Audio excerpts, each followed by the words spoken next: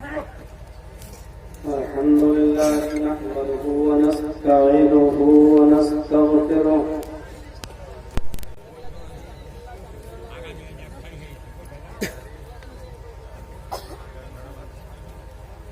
ونعوذ بالله من شرور أنفسنا ومن سيئات أعمالنا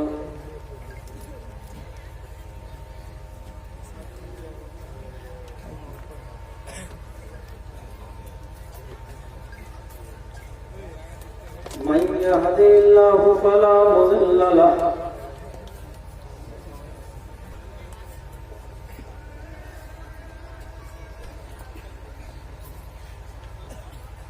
ومن يضلله فلا هادي له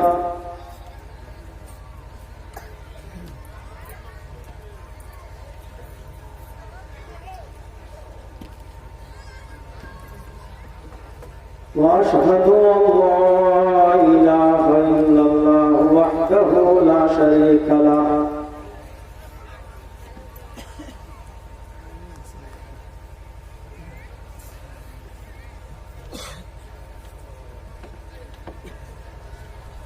وأشهد أن محمدا عبده ورسوله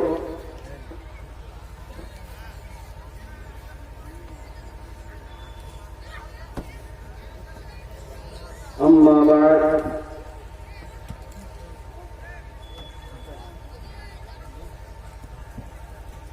فإن خير الحديث كتاب الله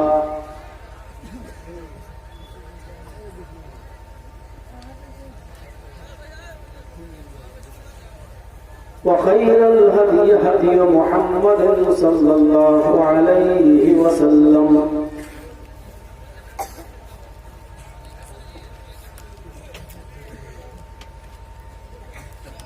وشر الأمور محدثاتها وكل محدثة بدعة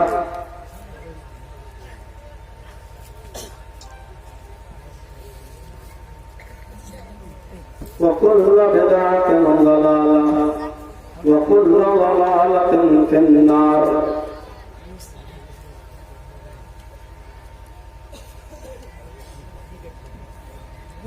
أعوذ بالله من الشيطان الرجيم.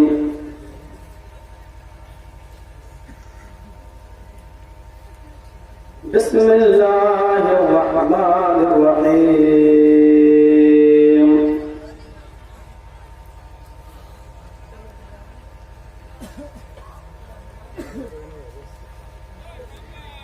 إن الدين عند الله الإسلام.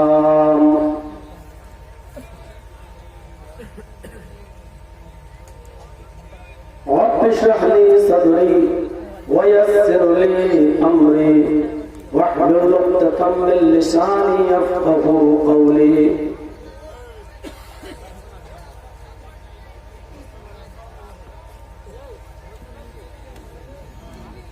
حمد و ثنا تعریف و توصیف کی بیائی و پڑھائی संपूर्ण प्रशंसाएं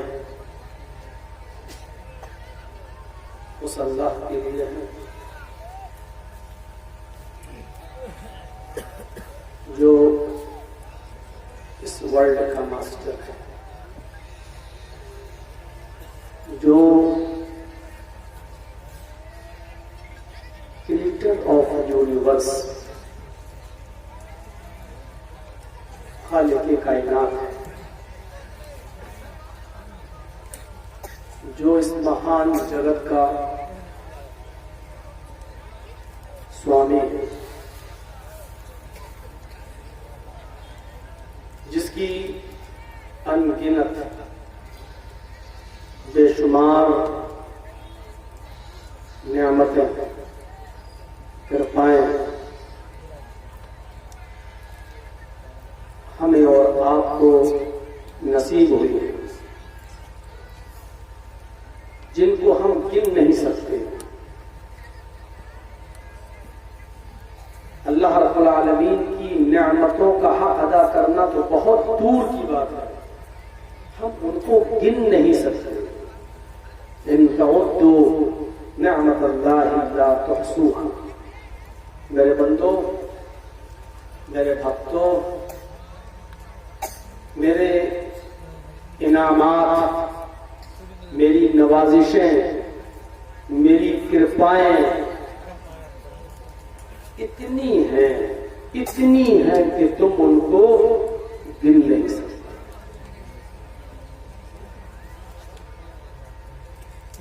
सबसे बड़ी नेमत ये है कि उसने हमें और आपको इंसान बनाया। 64,000 लगभग तकरीबन, एक तखमीना है, एक अंदाज है, 64,000 योनियों सृष्टि में, मखलूकात में इंसान सर्वश्रेष्ठ। लक़द ख़लक़नल इंसान फ़ी अहसनि तक़वीम। हमने इंसान को सबसे बेहतर ढांचे के अंदर पैदा किया।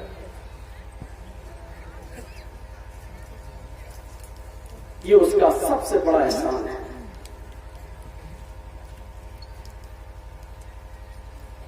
उसका एक एहसान यह है कि उसने हमें और आपको मुसलमान बनाया। कितनी बड़ी नेमत है।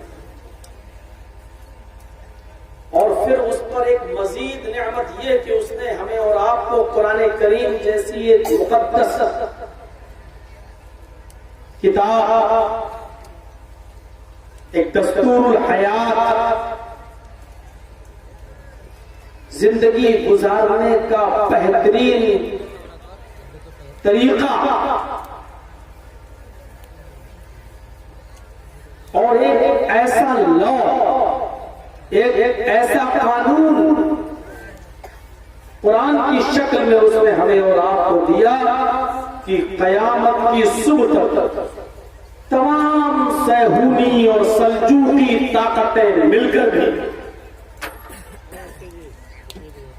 कुरान करीम को अगर मिटाना चाहे तो कुरान करीम को मिटाना तो बहुत दूर की बात, कुरान करीम के एक नुक्ते को भी दाएं से बाएं नहीं कर सकती। ऐसी किताब उसने हमें और आपको अता फरमाई। इन्ना नहनु नज़्ज़लना ज़िक्रा व इन्ना लहू लहाफ़िज़ून। और मजीद इस पर एक एहसान यह कि उसने हमें और आपको जनाब मोहम्मद रसूलुल्लाह सल्लल्लाहु अलैहि वसल्लम का उम्मती बनाया। ये हम उन नेमतों का जिक्र कर रहे हैं जो बड़ी बड़ी नेमतें उसने हमें और आपको दी। उन्हीं में एक नियामत यह भी शामिल है कि उसने हमें और आपको इस्लाम का पैरोकार बनाया, इस्लाम का शगाई बनाया। जो मजहब, जो दीन दुनिया के तमाम मज़ाहिब में सबसे आला, सबसे अफजल, सबसे अरफा, सबसे ऊंचा। इन्ना दीन इंदल्लाहिल इस्लाम। ईश्वर की दृष्टि में इस्लाम ही सर्वोपरि धर्म है। अल्लाह की नजर में सबसे पसंदीदा और महबूब दीन इस्लाम है।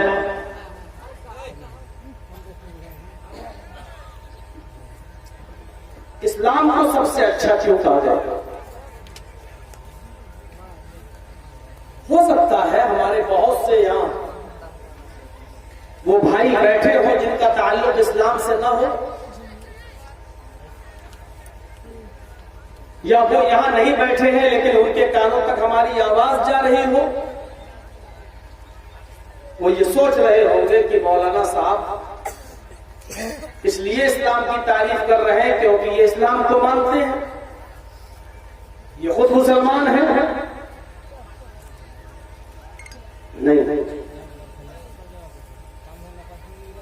हम इस्लाम को सबसे अच्छा धर्म और सबसे अच्छा मजहब इसलिए कह रहे हैं क्योंकि आदम अलैहिस्सलाम से लेकर मोहम्मद रसूलुल्लाह सल्लल्लाहु अलैहि वसल्लम तक जितने भी नबी आए, जितने भी पैगंबर आए, जितने भी महान पुरुष गुजरे हैं, उन सबों ने, उन सभी लोगों ने इसी इस्लाम का निमंत्रण दिया और यही इस्लाम लेकर। इसलिए हम टंके की चोट पर कह सकते हैं कि यही इस्लाम ईसा अलैहिस्सलाम लेकर, यही इस्लाम मूसा अलैहिस्सलाम का भी धर्म था, यही इस्लाम हजरत इब्राहिम का और हजरत नूह का भी मजहब था। और इससे भी बढ़कर हम आगे 2 कदम ऐसे वातावरण में, ऐसे माहौल में कि जिस वक्त हमारा ये मुल्क भारत एक ऐसी परिस्थितियों से गुजर रहा है कि जहां सेकुलरिज्म खत्म हो रहा हो, जमहूरियत दांव पे लग रही हो और मसावात मिटती जा रही हो, हर आदमी को अपनी बात आजादी के साथ कहने का हक छिन रहा हो, जो ऐसे वातावरण में अगर किसी एक शख्स के खिलाफ आवाज खोलता हो वही अंदर चला जाता हो जेल की सलाखों के पीछे, ऐसे वातावरण और ऐसे माहौल में हम ये बात टंके की चोट पर कहते हैं कि यही इस्लाम श्री कृष्ण जी का भी धर्म था और यही इस्लाम रामचंद्र जी का था। ये बहुत कड़वी सच्चाई है, इसको एक्सेप्ट करना पड़ेगा। इसलिए हम कहते हैं कि इस्लाम सबसे अच्छा मजहब है। शरअ लकुम मिन अद-दीन मा वस्सा बिही नूहन वल्लज़ी औहैना इलैक व मा वस्सैना बिही इब्राहीम व मूसा व ईसा अन अक़ीमुद्दीन।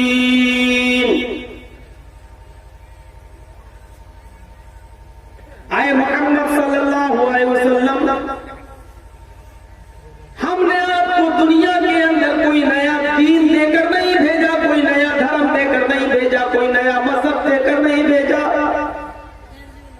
हमने आपके लिए उसी मजहब को, उसी धर्म को मशरू करार दिया, उसी दीन को देकर हमने भेजा और उसी की तबलीग करने का हुक्म दिया जो दीन आपसे पहले नूह अलैहिस्सलाम को दिया था, जिसकी वसीयत नूह ने अपने अनुयायियों को, अपने मानने वालों को की थी। और नूह के बाद भी इसी दीन को, इसी धर्म को लेकर इब्राहीम भी गए थे और मूसा ने भी इसी मजहब की तलकीन की थी और ईसा ने भी इसी मजहब का प्रचार किया था। वमा वस्सैना बिही इब्राहीम व मूसा व ईसा अन अक़ीमुद्दीन। इसी दीन को लेकर इब्राहीम भी गए, इसी दीन की वसीयत मूसा ने भी की, इसी दीन की वसीयत ईसा ने भी की। कहां मोहम्मद सल्लल्लाहु अलैहि वसल्लम कह रहे हैं कि हम नया दीन लेकर आए। आदम से लेकर मोहम्मद सल्लल्लाहु अलैहि वसल्लम तक जितने भी नबी पैगंबर धर्म का प्रचार करने आए वो उन सब का दीन यही इस्लाम था। इसलिए फरमाया इन्नद-दीन इंदल्लाहिल इस्लाम। हमारी नजर में, अल्लाह की दृष्टि में, अल्लाह के नजदीक यही दीन इस्लाम सबसे अच्छा मजहब है। इसी इस्लाम का प्रचार मोहम्मद रसूलुल्लाह सल्लल्लाहु अलैहि वसल्लम ने किया और 40 साल के बाद 63 साल की उम्र तक, 23 साल तक इसी इस्लाम को लोगों तक पहुंचाते रहे हैं। और 23 साल के बाद आपने ये कहकर उसके अल-यौमा अकमलतु लकुम दीनकुम व अतममतु अलैकुम निअमती व रज़ीतु लकुमुल इस्लाम दीना। ऐ मोहम्मद सल्लल्लाहु अलैहि वसल्लम, आज मैंने तुम्हारे लिए तुम्हारे दीन को मुकम्मल कर दिया। आज के बाद इस दीन के अंदर न कोई चीज कम की जा सकती है, न इस दीन के अंदर किसी चीज का इजाफा किया जा सकता है।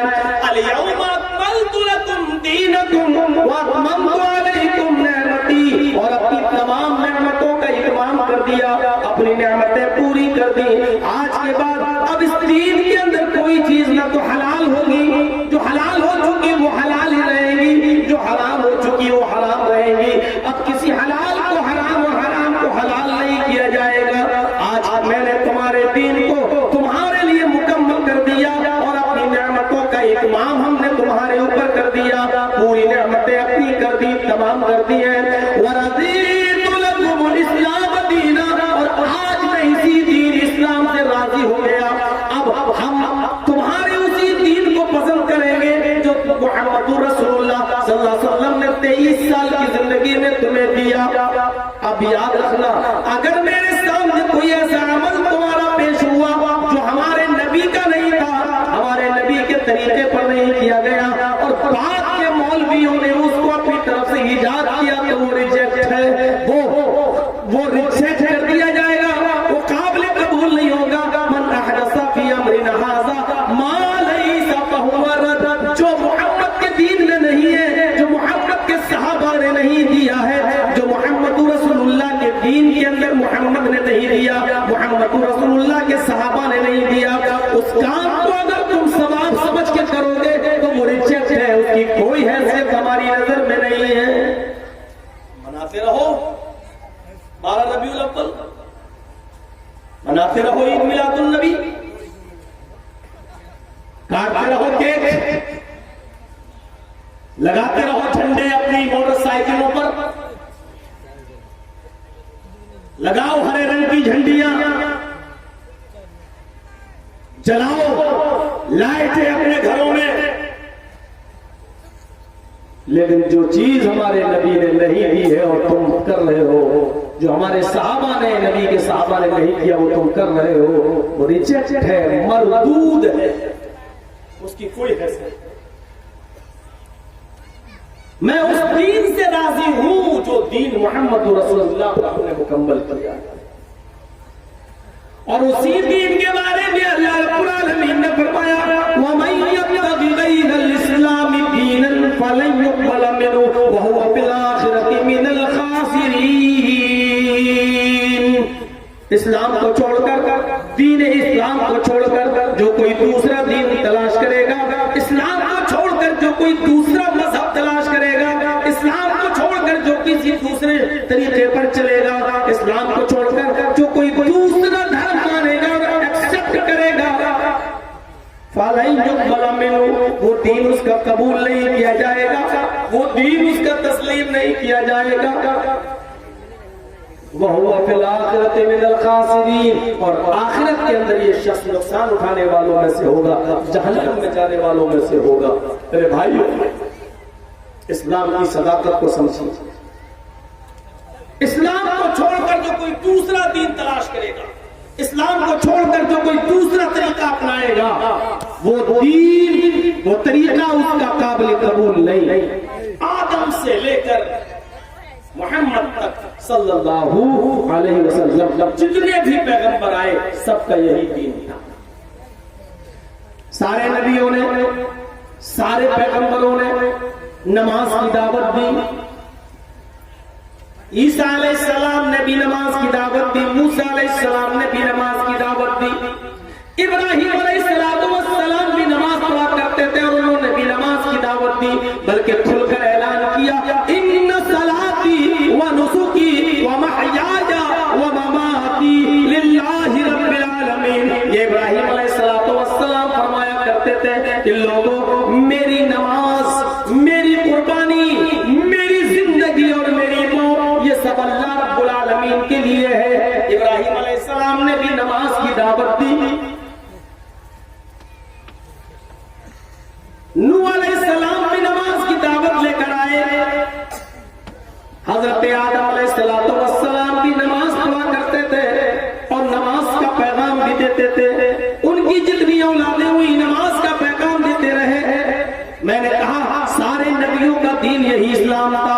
इसीलिए मैं ये भी कह सकता हूँ कि जिनको आज हम नबी तसव्वुर नहीं करते, लेकिन इम्कानियात में से ये भी शामिल है कि ये भी नबी हो सकते हो सकता है कि हो। हम मना नहीं कर रहे हैं, लेकिन हम क्लियर भी नहीं कह सकते कि नबी थे, क्योंकि कुरान और हदीस में नाम के साथ नहीं आया। बहुत से पैगंबर आए, बहुत से लोग जल्सों में बयान भी करते हैं, लगभग तकरीबन कमोबेश 1,24,000 बयान भी करते हैं। हालांकि वो रिवायत सही नहीं है, लेकिन इससे पता चलता कितने नबी आए, लेकिन सारे नबियों का नाम तो कुरान में नहीं आया। हो सकता है हिंदू धर्म के लोग जिन लोगों को अवतार मानते हैं और भगवान का दर्जा देते हैं, हो सकता है कि ये भी अपने जमाने के कोई नबी रहे हो, कोई पैगंबर रहे हो। हम कृष्ण जी और रामचंद्र जी के बारे में कह रहे हैं, हो सकता है कि कृष्ण जी भी कोई पैगंबर रहे हो सकता है कि रामचंद्र जी भी कोई पैगंबर हो। हम इनकार भी नहीं कर सकते और इकरार भी नहीं कर सकते कि नहीं वो नबी थे, ये भी नहीं कह सकते, क्योंकि कुरान और हदीस के अंदर कोई वजाहत नहीं। लेकिन हाँ, कुरान ये कहता है कि हर कौम के अंदर एक नबी आया, वलिकुल्लि कौमिन हाद, हर कौम के अंदर एक डराने वाला आया। इस एतबार से हम कह सकते हैं कि हिंदू धर्म के अंदर भी कोई डराने वाला जरूर आया, क्योंकि हिंदू भी तो एक कौम है। ए भैया बैठ जाओ, बहुत वीडियो बना चुके हो, बहुत ये सब बन रही है, इसको बैठा लो, बैठ। आप लोग यहाँ खड़े हो जाते हो, पीछे वालों को दिखता नहीं है, फिर वो सब शोर करते हैं। इतनी जगह है, सब लोग यहाँ बैठते। देखिए मेरी बात को जरा समझने की कोशिश करो। ये चीज अगर जहन से हट गई तो पूरी तफसील समझ में नहीं आएगी। इब्राहिम, मैं अर्ज ये कर रहा था कि हिंदू धर्म के अंदर भी कोई ना कोई नबी आया है। अगर आप ये कहेंगे कि नहीं कोई नहीं आया, तो क्या मतलब कुरान झूठा है? ना, कुरान कह रहा है कि हमने हर कौम के अंदर एक डराने वाला भेजा, कौम के अंदर एक हादी आया, एक रास्ता दिखाने वाला आया, बल्कि रसूल आया। वलक़द बअसना फी कुल्लि उम्मतिन रसूलन अन इअ्बुदुल्लाह वज्तनिबुत ताग़ूत। कुरान कह रहा है हमने हर उम्मत के अंदर एक रसूल भेजा। कितना क्लियर, वलक़द बअसना फी कुल्लि उम्मतिन रसूलन, हर उम्मत के अंदर, हर कौम के अंदर, हर समूह के अंदर, हर जाति के अंदर हमने एक रसूल भेजा। उस रसूल की दावत, उस रसूल का पैगाम, उस रसूल का निमंत्रण, उस रसूल का प्रचार ये था, अन इअ्बुदुल्लाह, ओ मेरी कौम के लोगों, ओ मेरे धर्म वालों, ओ मेरी जाति के लोगों, ओ मेरे समूह वालों, अन इअ्बुदुल्लाह, एक अल्लाह की इबादत करो, एक अल्लाह के अलावा तुम्हारा कोई माबूद नहीं है, एक अल्लाह की इबादत करो, वही तुम्हारा माबूद है। वज्तनिबुत ताग़ूत, और ताग़ूत की पूजा से बचो, ताग़ूत की इबादत से बचो। अल्लामा इब्न क़य्यिम अल-जौज़ी रहमतुल्लाह अलैह ने ताग़ूत के बारे में लिखा है, कुल्लु मा उबिदा मिन दूनिल्लाह, हर वो चीज ताग़ूत है जिसकी इबादत अल्लाह के अलावा की जाए, अल्लाह को छोड़कर जिसकी पूजा की जाए वो ताग़ूत है। किसी मिनिस्टर को देखकर खड़े हो गए, ताज़ीम सिर्फ अल्लाह के लिए है। चीफ मिनिस्टर को देखकर, प्रधानमंत्री को देखकर हम अपनी जगह से खड़े हो गए, इस्तेक़बाल करने के लिए खड़े हो गए, अपनी जगह से उठ गए। ये भी ताज़ीम आप कर रहे हैं। इस्लाम के अंदर ये भी सरासर शिर्क है, ये भी ताग़ूत के ज़ुमरे में शामिल होगा। मौलवी जरजई साहब मस्जिद के खतीब हैं, खुतबा देते हैं, तकरीर करते हैं, लेकिन सूद और ब्याज के ऊपर खुतबा नहीं देते। इसलिए नहीं देते क्योंकि हमें 5,000 रुपए महीना मस्जिद का मुतवल्ली दे रहा है, और मस्जिद का मुतवल्ली सूद खाता है। अगर हम सूद और ब्याज के खिलाफ तकरीर कर देंगे तो ये हमको मस्जिद से निकाल देगा। जरजी साहब ने उस मस्जिद के सेक्रेटरी को रज़्ज़ाक़ समझ लिया, रोटी देने वाला समझ लिया। ये भी ताग़ूत के ज़ुमरे में शामिल है।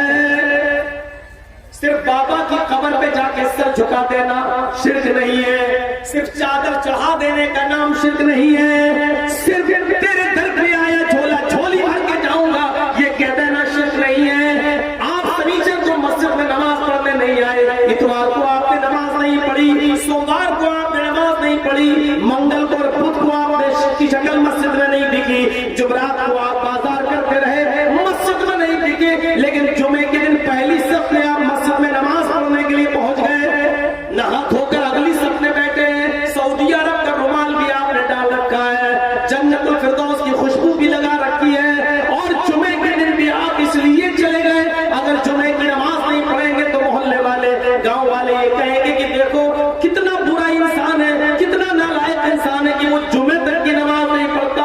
आपने हफ्ते में एक दिन की नमाज भी अल्लाह के लिए नहीं पढ़ी, गांव वालों के लिए पढ़ी, मोहल्ले वालों को दिखाने के लिए पढ़ी। आपकी ये नमाज भी शिर्क में शामिल है। आपका रुकू अल्लाह के सामने नहीं हो रहा है, आपका सजदा अल्लाह के सामने नहीं हो रहा है, आप मोहल्ले वालों को रुकू कर रहे हैं, मोहल्ले वालों को सजदा कर रहे हैं। आपका ये जुमा नहीं होगा, आपकी ये नमाज भी गैरुल्लाह के सामने झुका करार दिया जाएगा और ये शिर्क करार दिया जाएगा।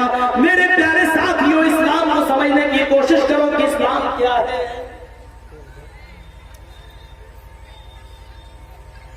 हम इस्लाम के मिजाज को नहीं समझ रहे।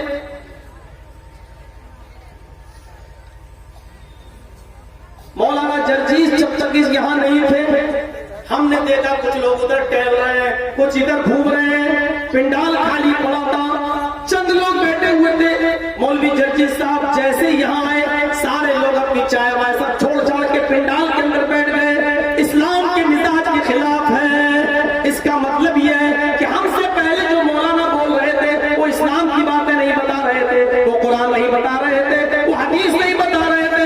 आपने सिर्फ मौलवी जर्जीस को ये समझ रखा है कि वही कुरान बताता है, वही हदीस बता रहा है, बाकी सारे लोग तो लैला मजनू की कहानी सुना रहे हैं।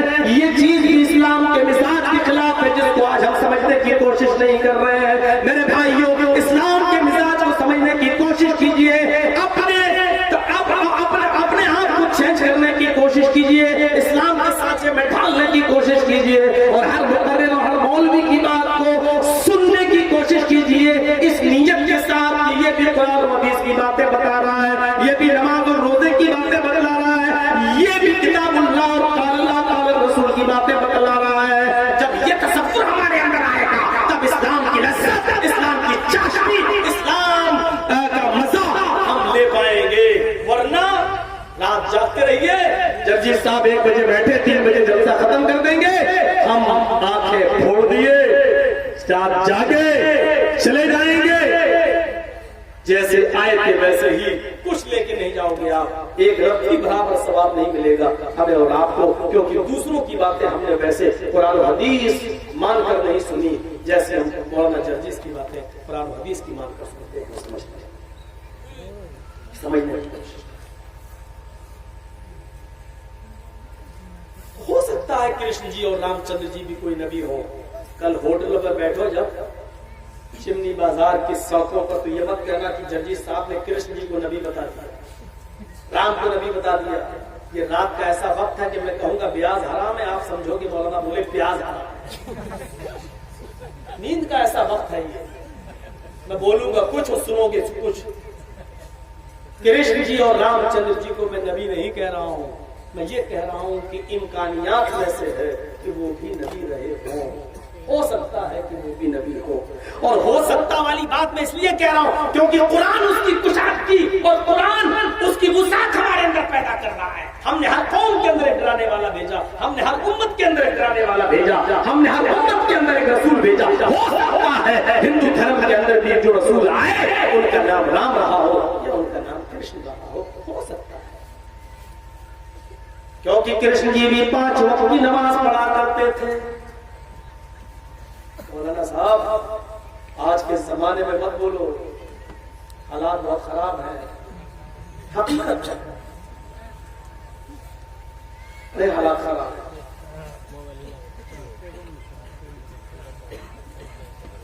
श्रीमद् भागवत गीता अध्याय 6 और उसका मंत्र नंबर 10 उठाओ। कृष्ण जी की पूरी नमाज मिल जाएगी। जब आदम से लेकर मोहम्मद तक सारे नबियों की नमाज का जिक्र हमें मिल रहा है, कुरान कह रहा है, तो हो सकता है हिंदू धर्म में भी जो नबी आए उन्होंने नमाज की दावत दी। और कृष्ण जी अर्जुन से कह रहे हैं नमाज पढ़ो। योगीयुज्जीत सततमात्मानं रासेस्थिता एकाकी यच्चताति मनिराशीर परिग्रह। है अर्जुन, ईश्वर के सामने जब उसकी भक्ति करने के लिए खड़े हो तो पूरे शरीर का योग कर लो, पूरे शरीर की एक्सरसाइज होनी चाहिए। योगी यूपी वाला नहीं, योगी बाबा रामदेव वाला योग सिखाता है ना, ओम बोलो। बहुत से लोगों ने किया, नाक ही निकल गई, कोशिश कर रहे, पैर खड़ा है, योग। लेकिन रामदेव बाबा ने एक बात अच्छी कही है कि हम जितना भी योग सिखलाते हैं, इस्लाम के अंदर मुसलमान जो 5 वक्त की नमाज पढ़ता है वो सारे योग उस नमाज के अंदर शामिल है।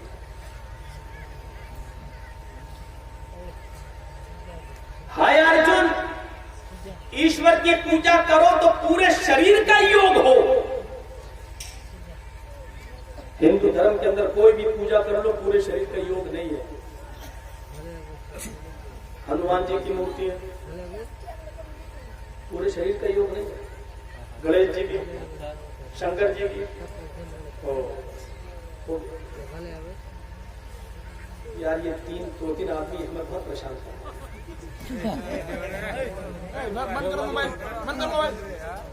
पता नहीं बेचारा तुम्हें दिख रहा है, हमारे बुलवा रहा है। बेटा आजकल ये भंगी चमार सब रखते हैं, इनकी कोई औकात नहीं रह गई मोबाइल की।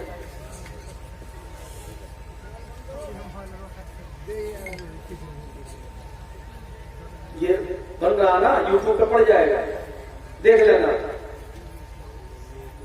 और वीडियो बनाना होगा तो दाएं बाएं से बनाया करो, सामने ही आप बना रहे हो मेरे बना। पूरे शरीर की योग सिर्फ नमाज के अंदर होगी। देखिए अल्लाह, देख रहे हैं ये हाथ उठ रहे हैं, ये हाथों के अंदर पॉजिटिव रेजिस दौड़ रहे हैं। किसने दिया?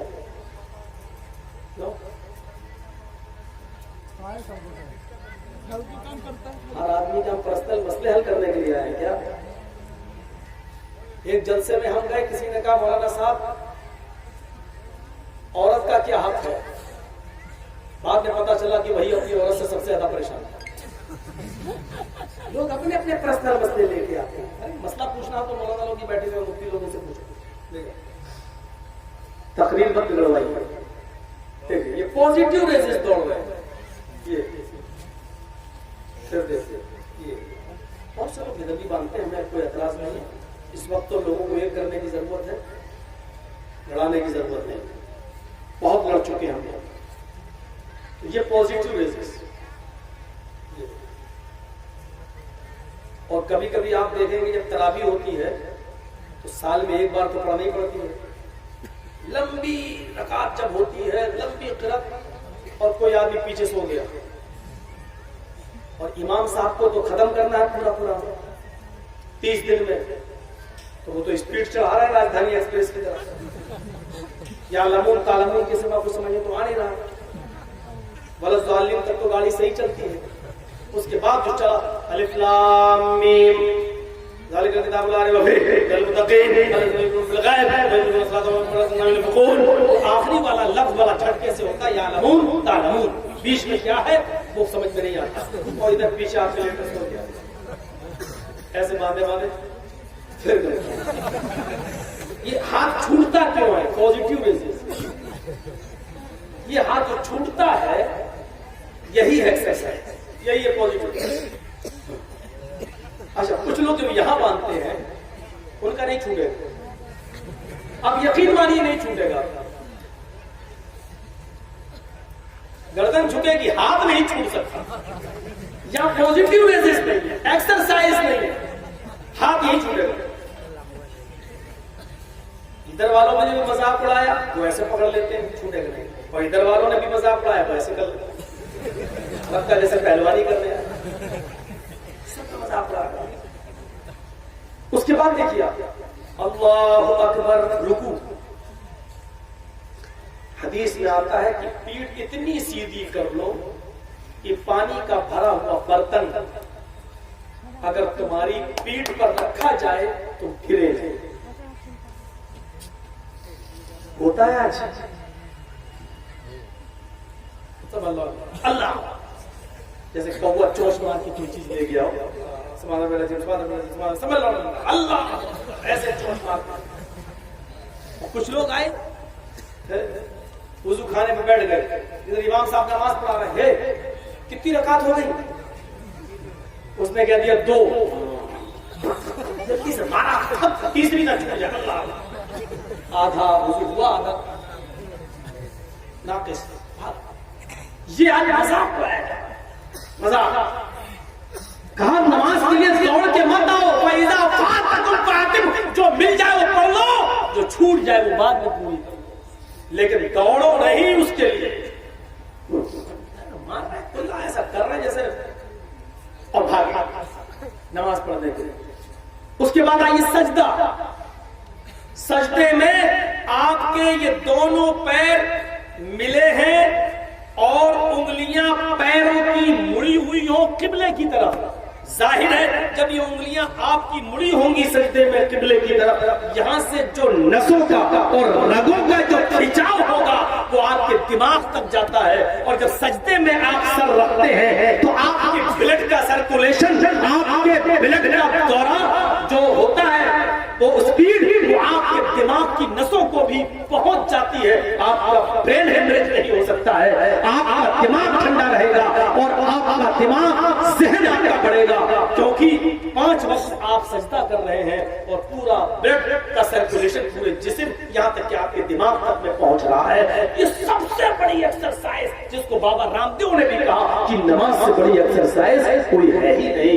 अल्हम्दुलिल्लाह, हक वही है जो सर चढ़ के बोले, जादू वो है जो सर चढ़ के बोले। ये नमाज के फायदे। जा रहा बेचारा साइकिस्ट्रिक को दिखाने के लिए, बर्तन मांजती रहती है मेरी और 1 घंटा बैठी रहती, नमाज पढ़ोगे नहीं, खून का दौरान दिमाग तक पहुंच नहीं रहा है। अब क्या समझते हो तुम्हारा दिमाग सही काम होगा, सही काम करेगा? नमाज के अंदर ऐसी एक्सरसाइज कुदरती तौर पर है और अल्लाह के रसूल ने बताई है कि आप नमाज पढ़ेंगे बीमारियों से दूर रहेंगे। सफाई आधा ईमान है, नमाज पढ़ेंगे आधा जिस्म तो आपका रोजाना 5 बार साफ होगा। मुंह धुल रहा है, जहां पानी डालो और खींचो, हुक्म है वस्तनशक, खींचो, फिर है वस्तनशक, झाड़ो। हम बस वुज़ू बना लिया, खींचते नहीं, पानी को लो खींचो। जब पानी को नाक में खींचोगे तो ये आपका दायमी नजर खत्म करता है, जो आपको बार बार जुकाम की बीमारी होती है। ये पानी का खींचना आपके जुकाम को दूर करता है। लेकिन रोजे की हालत में मना किया गया, रोजे की हालत में खींचोगे तो हलक में नीचे चला जाएगा, रोजे की हालत में नहीं। वस्तन जरा झाड़ो, और झाड़ने का तरीका भी बताया। दादुल मात पढ़िए, अल्लाह में अपने कईयों के तिब्बे नबी पढ़िए। ये अंगूठा ये पकड़ो ऐसे, ये बायां हाथ का अंगूठे से बाएं नाक के नथुने को दबाइए और झाड़िए। फिर ये उंगली ये वाली ऐसे ये पकड़िए, इसको दबाइए, फिर झाड़िए, और उसके बाद ऐसे करके, हम जोर से कर नहीं रहे हैं, पता चलेगा हमारी झाड़ जाएगी ऐसे। ये इसको ऐसे वुज़ू बनाते वक्त इन चीजों का कोई ख्याल रखता है? नहीं रखता। ये कुल्ला का भी तरीका हमको सीखना है। पानी लो हाथ में, आधा पानी मुंह में ले जाइए और आधा बचा हुआ पानी को नाक में चढ़ाइए। यह है सही तरीका वुज़ू के वक्त। अब आदत तो है नहीं, हमने पढ़ा 3 बार कुल्ला करो, 3 बार नाक में पानी डालो, आधा पानी मुंह में, एक दो मरतबा करोगे तो पूरा चला जाएगा मुंह में, क्योंकि अभी आदत नहीं है ना। और जब आदत पड़ जाएगी 2-4 दिन करोगे तो आधा ही मुंह में जाएगा, आधा नाक में। फिर दाएं हाथ की शहादत की उंगली से दांतों को रगड़िए और कुल्ला कीजिए, और जो पानी नाक में गया है बाएं हाथ के अंगूठे से बायां नथुना दबाकर झाड़िए, और बाएं हाथ की उंगली से फिर दायां नथुना दबाकर फिर झाड़िए। 3 बार आप ऐसा कीजिए और फिर देखिए बीमारियां कैसे दूर होती है। आप वुजू तरीके के मुताबिक बनाइए इस्लामी, डॉक्टरों के पास जाना छोड़ दो। अच्छा, वुजू से पहले मिसवाक करते। एक हकीम आया अल्लाह के रसूल के पास, अल्लाह के नबी, क्या मैं आपके गांव में जहां आप रहते हैं क्या मैं अपनी दवा की दुकान खोल लूं? मैं हकीम हूं। आपने कहा खोल लो। 6 महीने के बाद वो जाने लगा। अल्लाह के रसूल ने कहा किसी ने कुछ कहा? कहा नहीं। फिर क्यों जा रहे हो? कहता क्या करूंगा यहाँ रहे। कहा क्यों, क्या हुआ? कहा 6 महीने में 6 मरीज नहीं मिले, हम क्या करेंगे यहाँ रहे। तो अल्लाह के रसूल सल्लल्लाहु अलैहि वसल्लम मुस्कुराए और जानते हो क्या जवाब दिया? फरमाया तुम्हें पता नहीं हमारे साथी बीमार क्यों नहीं होते? अल्लाह के रसूल फरमाया मैंने तो मिसवाक का हुक्म दिया और यार नमाज से पहले मिसवाक करते हैं। पता ये चला सारी दुनिया झूठी हो सकती है लेकिन मोहम्मद रसूलुल्लाह का फरमान झूठा नहीं हो सकता। मिसवाक के बहुत फायदे हैं। हर नमाज से पहले अगर कोई आदमी मिसवाक करे तो मिसवाक के बाद जो पानी जबान के जरिए पेट के अंदर जाएगा उससे आपका पेट साफ रहेगा, और जब पेट साफ रहेगा तो सारी बीमारियों की जड़ पेट ही है। जब पेट साफ रहेगा तो बीमारियां पैदा ही नहीं होंगी। हम तो केमिकल वाले पेस्ट इस्तेमाल करते हैं, टूथपेस्ट, कोलगेट, क्लोजअप, हमने कुल्ला लिया। अब दांतों में तो लगा ही है अंदर। अब पानी के साथ साथ थूक के साथ साथ वो केमिकल भी अंदर जा रहा है। जब केमिकल अंदर जा रहा है तो 2, 4, 6, 7 महीने के बाद वो बीमारी का एक रूप धारण कर लेता है। मेरे भाइयों, पेट में फिर बीमारियां पैदा कर देता है और फिर पेट की बीमारियों से हमें और बीमारियां लग जाती हैं। उसने कहा अल्लाह के नबी हकीम ने क्या जवाब दिया? आपने बिल्कुल सच फरमाया। जब मिसवाक करते हैं और मिसवाक के बाद उनके पेट ठीक रहते हैं तो जिसका पेट ठीक है वो बीमार क्या होगा? पेट ही तो तमाम बीमारियों की जड़ है। उसके बाद आप देखिए कुल्ला मुंह धुल रहे हैं, हाथ धो रहे हैं, फिर पानी लेकर ये सर का मसा ऐसे, फिर हाथ को वापस ला रहे हैं। ये पानी से भीगा हुआ हाथ जब आप सर पे ले जाते हैं, मेडिकल साइंस कहती है कि आपका ऐसा करने से आपका ब्लड प्रेशर नॉर्मल होता है। आपको ब्लड प्रेशर की अगर बीमारी है तो सर पे पानी ऐसे इस तरीके से करने से आपका ब्लड प्रेशर नॉर्मल होता है, गुस्सा कम आएगा। ये तो वुजू का फायदा है। फिर नमाज के फायदे क्या? वक्त का पाबंद बन जाता है इंसान। उसको पता है ज़ोहर का वक्त है, अपने काम ज़ोहर से पहले निपटा लेगा, बकिया काम ज़ोहर के बाद करेगा। उसको मालूम है कि असर की नमाज का वक्त क्या है, असर से पहले वो अपने काम निपटाएगा। वक्त का पाबंद, जो इंसान वक्त का पाबंद हो गया, अल्लाह की कसम कामयाब हो गया, कामयाब। डॉक्टर जाकिर नाइक अपनी तकरीरों और अपने स्पीचेस से इतना कामयाब नहीं हुए जितना वक्त की पाबंदी से वो कामयाब। उनके स्कूल पे जाइए था, जब तो नहीं है, उनके जो स्कूल बंबई में चल रहे हैं, 1 मिनट अगर लेट आया टीचर पढ़ाने वाला तो 3 दिन की तनख्वाह काटते थे।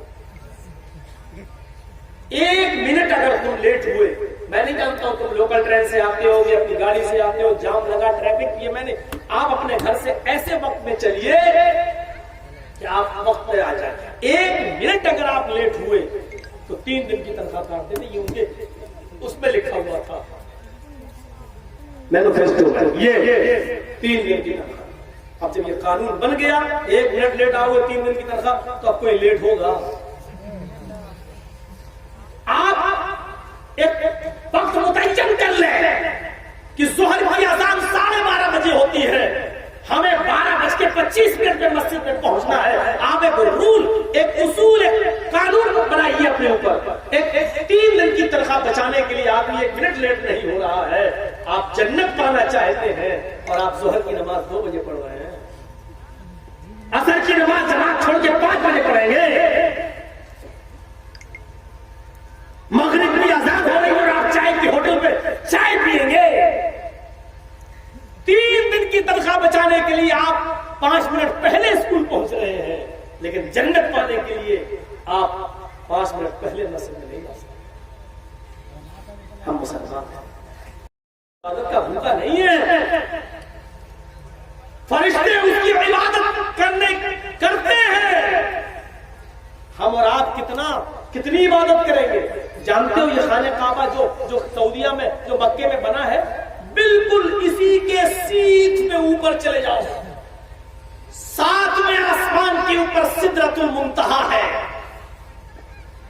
बिल्कुल काबे की शक्ल है उसकी। उसका फरिश्ते तवाफ करते हैं,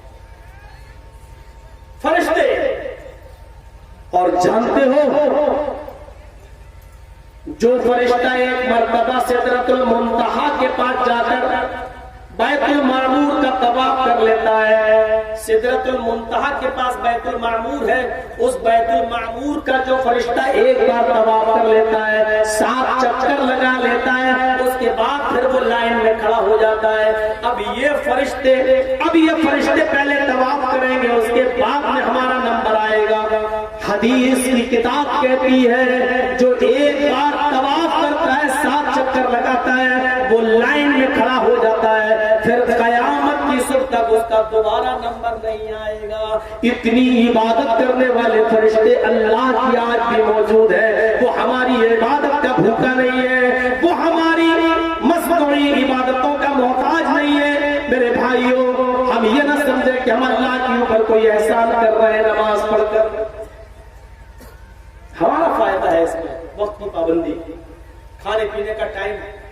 मेरे भाइयों, आप सोते हो, आपके सोने का टाइम मुतय्यन है। आपके बच्चे स्कूल जाते हैं, उनके स्कूल में जाने का टाइम मुतय्यन है। आपका स्कूल बच्चा 7 बजे जाता है तो आपकी बीवी 6 बजे उठती है, वो चाय बनाती है, नाश्ता तैयार करती है, बच्चे को नाश्ता कराती है, उसका टिफिन तैयार करती है, उसका लंच तैयार करती है। मेरा बच्चा स्कूल जाएगा और आप लोग से पहले उसको या तो ऑटो रिक्शा या वैन वगैरह जो आपके दरवाजे पर आती है, उसके आने से पहले अपने बच्चे को तैयार कर देते हैं। जब आप दुनिया में अपने बच्चे के फ्यूचर और मुस्तकबिल को अच्छा बनाने के लिए आपकी बीवी 6 बजे उठ सकती है और 12 बजे छुट्टी होती है तो आप 11:15 बजे चले जाते हैं अपने बच्चे को लेने के लिए। मेरे भाइयों, जब अपने बच्चे का फ्यूचर बनाने के लिए आप इतनी कुर्बानी दे सकते हैं तो अपना मुस्तकबिल बनाने के लिए और आखिरत जन्नत पाने के लिए हम फिर 5 वक्त की नमाज की पाबंदी क्यों नहीं कर सकते हैं? हम अल्लाह की इबादत में आगे क्यों नहीं बढ़ सकते हैं? ये बात हमारी मोटी सी अकल के अंदर क्यों नहीं आती? हम अपनी औकात नहीं बदल सकते, जो है वही रहेंगे। घड़ी की सुई होती है ना, 3 सुइयां होती हैं, 1 घंटे की, और एक वो होती है जो 1 घंटे के बाद आगे बढ़ती है। एक होती है जो 1 घंटे में अपना पूरा चक्कर लगाती है, और उसके बाद एक और सुई होती है जो सेकंड की है, जो चलती रहती है हर वक्त। आपने देखा होगा 3 सुई। इस वक्त हमारी घड़ी में 2:15 हो रहे हैं, आपकी घड़ी में भी 2:15 हो रहे होंगे। इधर भी कोई घड़ी लटकी है, देख लीजिए। अभी मौलाना जरजीत साहब इस घड़ी के पास जाते हैं आपके सामने और इसकी सुइयों को दाएं बाएं कर देते हैं। जो सुई 2 बजे पर है उसको हम 12 पे कर देते हैं, और बड़ी सुई भी हम 12 पे कर देते हैं। तो ये बताइए, क्या मैं सुइयों को हेर फेर करके 12 बजे दोनों सुइयों को 12 पे ले आऊं तो क्या मेरे ऐसा करने से 12 ही बजेंगे? क्या वक्त पीछे हो जाएगा? हम सुई देखते टाइम के लिए सुई जरूर देख रहे हैं, सुई अपने से चल रही है तो टाइम बढ़ रहा है, लेकिन अपने हाथ से अगर आपने सुइयों को दाएं बाएं किया तो आपके दाएं बाएं करते रहने से टाइम नहीं बदलता, टाइम अपनी जगह पर कायम है। मेरे भाइयों, आप अपनी जगह पर कायम है। आप चाहे कितना अच्छा कपड़ा पहन ले, चाहे कितना अच्छा शर्ट पहन ले, पैंट पहन ले, सफारी सूट पहन ले, आपका दाएं बाएं कर देने से, आपका ज्यादा पैसा कमा लेने से, आपका बहुत ज्यादा दौलत कमा लेने से आप ये सोचे कि आपका वक्त बदल जाएगा, आपकी औकात बदल जाएगी, आपकी हैसियत बदल जाएगी। माफ कीजिएगा, आपकी हैसियत नहीं बदलेगी। जैसे सुइयों की सुइयां दाएं बाएं कर देने से वक्त नहीं बदल सकता, ऐसे आपकी जो हैसियत है वही रहेगी। वो दाएं बाएं कर देने से, आपके अच्छे स्टैंडर्ड अपनाने से आपकी हैसियत बढ़ नहीं जाएगी। और हमारी हैसियत क्या है? सुनिए, हमारी हैसियत क्या है? अगर हम अपनी हैसियत को जानना चाहते हैं तो अपनी हैसियत को बस 2 लफ्जों में सुन लो, फलयंजुरिल इंसानु मिम्मा खुलिक़। आए इंसान, तुझे गौर करना चाहिए कि तू किस चीज से पैदा है, किस चीज से पैदा हुआ है। खुलिक़ा मिम्मा इन दाफ़िक़, तू एक नुत्फ़े से, उछलते हुए पानी से, जंप मारते हुए पानी से पैदा हुआ है, पैदा हुआ है। वो पानी जो तेरे बाप के नुत्फ़े से निकला और तुम्हारी माँ के शर्मगाह के अंदर बच्चेदानी का रहम तक पहुंचा, तू वही है। हमारी हैसियत वही है। तुम्हारे अच्छे कपड़े पहन लेने से और अच्छे मकान और बिल्डिंग बना देने से हमारी हैसियत नहीं बदल जाएगी, हमारी औकात नहीं बदल जाएगी। मोदी प्रधानमंत्री जरूर है, लेकिन हैसियत उसकी भी यही है। अमित शाह गृह मंत्री जरूर है, लेकिन उसकी हैसियत नहीं बदल सकती है। हैसियत मौलवी चर्चिल आज जो शहंशाह खिताबत का लक़ब से नवाजा जा रहा है और खतीबुल हिंद जैसे लफ्ज़ उसके लिए कहे जा रहे हैं, लेकिन मौलवी चर्चिल की हकीकत यह है कि वो भी उसी गंदे पानी और हकीर पानी का एक हिस्सा है। वही हमारे रगों में भी हमारे माँ बाप का खून दौड़ रहा है। लोगों, अपनी हैसियत मत बदलो, वक्त के साथ चलो, अपनी आखिरत बनाने की फिक्र करो। अल्लाह के नबी से सवाल किया जा रहा है, अल्लाह के नबी, अभी आपकी उम्र इतनी नहीं हुई कि बुढ़ापा हो, लेकिन हम देख रहे हैं कि खाल सुधर गई है, चेहरे पर सफेदी आ गई है, बाल आपके पकने लगे हैं, आखिर किस चीज का टेंशन है? अल्लाह के नबी, अभी आपकी उम्र तो इतनी नहीं हुई कि बुढ़ापा नजर आए, लेकिन आपके चेहरे पे बुढ़ापा नजर आ रहा है। जवाब दे रहे हैं अल्लाह के नबी कि हाँ, आए मेरे साथियों, मुझे फिक्रों ने घेर लिया है, मुझे टेंशन ने घेर लिया है। सहाबा ने कहा अल्लाह के नबी, आपको भी टेंशन, आपको भी फिक्र? फरमाया हाँ, मुझे सूरह नबा ने, मुझे सूरह हाक़ा ने, मुझे सूरह मुल्क ने, मुझे सूरह दहर ने, मुझे सूरह क़यामा ने, सूरह दहर ने, सूरह हशर ने बूढ़ा कर दिया है। इन सूरतों में क़यामत का जो हौलनाक मंजर, क़यामत का जो दर्दनाक मंजर पेश किया है, मुझे इन सूरतों ने बूढ़ा कर दिया है। मुझे क़यामत की उलझनों ने और क़यामत के टेंशन ने बूढ़ा कर दिया है।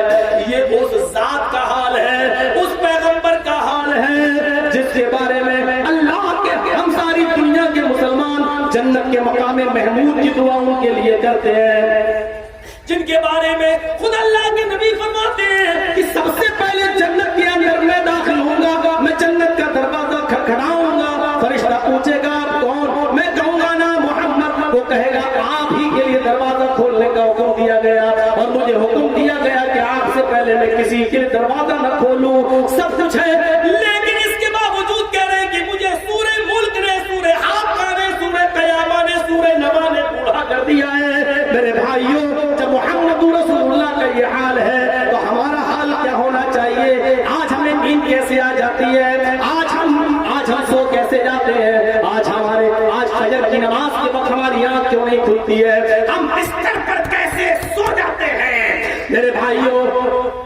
हदीसें पढ़िए, सहाबा बयान करते हैं कि अल्लाह के नबी सल्लल्लाहु अलैहि वसल्लम ने फरमाया, लोगों, इसराफील अलैहिस्सलाम ने सूर अपने मुंह में लगा लिया है, तैयार खड़े हैं, सूर उनके मुंह में। पूछा अल्लाह के नबी, क्यों सूर मुंह में क्यों लगा लिया? का बस अल्लाह का हुक्म होगा वो बजा देंगे, सूर फूंक देंगे। और सूर अल्लाह के हुक्म के इंतजार के लिए उन्होंने कहा इंतजार न करना पड़े, उन्होंने आज ही को सूर को मुंह में रख लिया, जैसे हुक्म होगा बजा डालेंगे। इतना सुनना था कि सहाबा धाड़े मार मार के रोने लगे, सहाबा धाड़े मार मार के चीखने लगे। मेरे प्यारे साथियों जरा तसव्वुर कीजिए, 1400 साल पहले सहाबा रो रहे थे। 1400 साल पहले तो कयामत फिर भी दूर थी, लेकिन आज 1400 साल के बाद हम हंस रहे हैं, जबकि कयामत 1400 साल करीब हो चुकी है। अभी हमने सोचा, हमें इस बात का एहसास है नहीं। मोमिन कौन है? हम और आप मोमिन हैं। नाम जरूर है मोहम्मद जर्जीस, नाम जरूर है मोहम्मद असलम, नाम जरूर है मोहम्मद अकरम, लेकिन हम मुसलमान हैं। जानते हो मोमिन की एक अलामत क्या है? आओ आज सुन लो। मोमिन की एक अलामत यह है कि वो अपनी जिंदगी को जितना मौत के करीब देखता है, उसके चेहरे पर उतनी ही मुस्कुराहट आती है। क्या हमें मौत करीब नजर आए तो कभी खुशी होती है? नहीं। क्यों? क्योंकि हमारे अंदर ईमान नहीं। हम सिर्फ दावा करते हैं लेकिन ईमान नहीं। आइए दलील देता हूं। दलील, मौलवी जर्जीस बीमार है, हार्ट सीने में दर्द हो रहा है, अटैक पड़ा हुआ है, भागते हुए बेटा जल्दी चलो, अरे किसी डॉक्टर के पास ले चलो, चलो। है यही सूरत होती है इलाज। हजरत फातिमा अल्लाह के नबी के पास बैठी हुई है। अल्लाह के नबी का मरजुल मौत का वक्त है, मरजुल मौत में पेशानी पर पसीना है, उठ नहीं पा रहे हैं। आज हजरत फातिमा ने देखा ये मेरे अब्बू रोजाना बिस्तर से उठकर मेरी पेशानी चूमते थे, मुझे बोसा देते थे, और आज बिस्तर पर लेटे हुए हैं, उठने की ताकत नहीं तो बैठ गई। अपने अब्बू की पेशानी को खुद चूमा और बाप का हाल देखा कि अब्बू रो रहे हैं, बार बार पानी के बर्तन में हाथ डालते हैं और अपने जिस्म पर मलते जा रहे हैं और कहते जाते हैं इन्ना लिल मौति सकरात, इन्ना लिल मौति सकरात, इन्ना लिल मौति सकरात। मौत के लिए बड़ी बेचैनियां हैं, मौत के लिए बड़ी परेशानियां हैं, मौत के लिए बड़ी बेचैनियां, मौत के लिए बड़ी परेशानियां, मौत के लिए बड़ी बेचैनियां हैं, बड़ी सख्तियां हैं। और हजरत फातिमा ने जब ये हाल देखा तो वो भी चीख पड़ी, बाकर बाबा, हाय मेरे अब्बू की तकलीफ। अल्लाह के नबी ने अपनी बेटी को रोते हुए देखा, पकड़ा, उनके कान में एक जुमला कहा। मोमिन की अलामत देखिए, उनके कान में एक जुमला कहा, फातिमा तुम्हें रोने की जरूरत नहीं, अल्लाह ताला ने तुम्हें जन्नत की तमाम औरतों का सरदार बना दिया। अभी जिब्रील मेरे पास आए और कहा, ऐ मोहम्मद सल्लल्लाहु अलैहि वसल्लम, फातिमा से कह दो कि फातिमा तू सय्यदतु निसाई अहलिल जन्नह, फातिमा जन्नत की तमाम औरतों की सरदार है। हज़रत फातिमा इस जुमले पर हंसी नहीं, मुस्कुराई नहीं। जन्नत की सरदार, ठीक है, जब जन्नत में जाएंगे तब होंगे, अभी तो मेरे अब्बू की तकलीफ। फरमाया बेटी आज के बाद तेरे बाप को इतनी तकलीफ कभी नहीं होगी। यानी जिब्रील ने मुझे बता दिया कि आज मेरा आखिरी दिन है। ये सुना तो और रोने लगी। अब सुनिए, अल्लाह के नबी ने फिर उनको पकड़ा और उनके कान में एक और जुमला कहा, जिसको सुनकर वो हंसने लगी। आपने फरमाया फातिमा मेरा तो आखिरी दिन है, मैं तो अपने रब के पास जा रहा हूं, लेकिन तुम फिक्र क्यों करती हो, तुम क्यों घबराती हो? अभी जिब्रील ने मुझको ये भी कहा, फातिमा से कह दो कि मेरे अहले बैत में, मेरे खानदान में, मेरे घर वालों में सबसे पहले फातिमा ही मुझसे मिलेगी, सबसे पहले फातिमा ही मेरे पास आएगी। अरे फातिमा, अभी मैं जा रहा हूँ, कुछ दिनों के बाद तुम आ रही हो।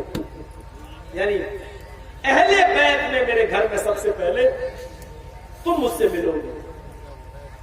जब हजरत फातिमा ने सुना कि मैं अपने बाप से सबसे पहले मिलूंगी, यानी मेरा इंतकाल होगा, तो ये सुनकर हंसने लगे। मौत की खबर सुनकर कोई हंसता है? मौत को करीब देखकर कोई हंसता है? हंसना ईमान की अलामत है। मौत को करीब देखकर उसके चेहरे पे मुस्कुराहट आए तो ये समझ लो कि उसको अपने रब से मुलाकात का वक्त है, वो हंसता है, उसको खुशी होती है, तो इसका मतलब ये है कि वो मोमिन है, जैसा हजरत फातिमा। लेकिन आज हम मौत को जितना अपने करीब देखते हैं,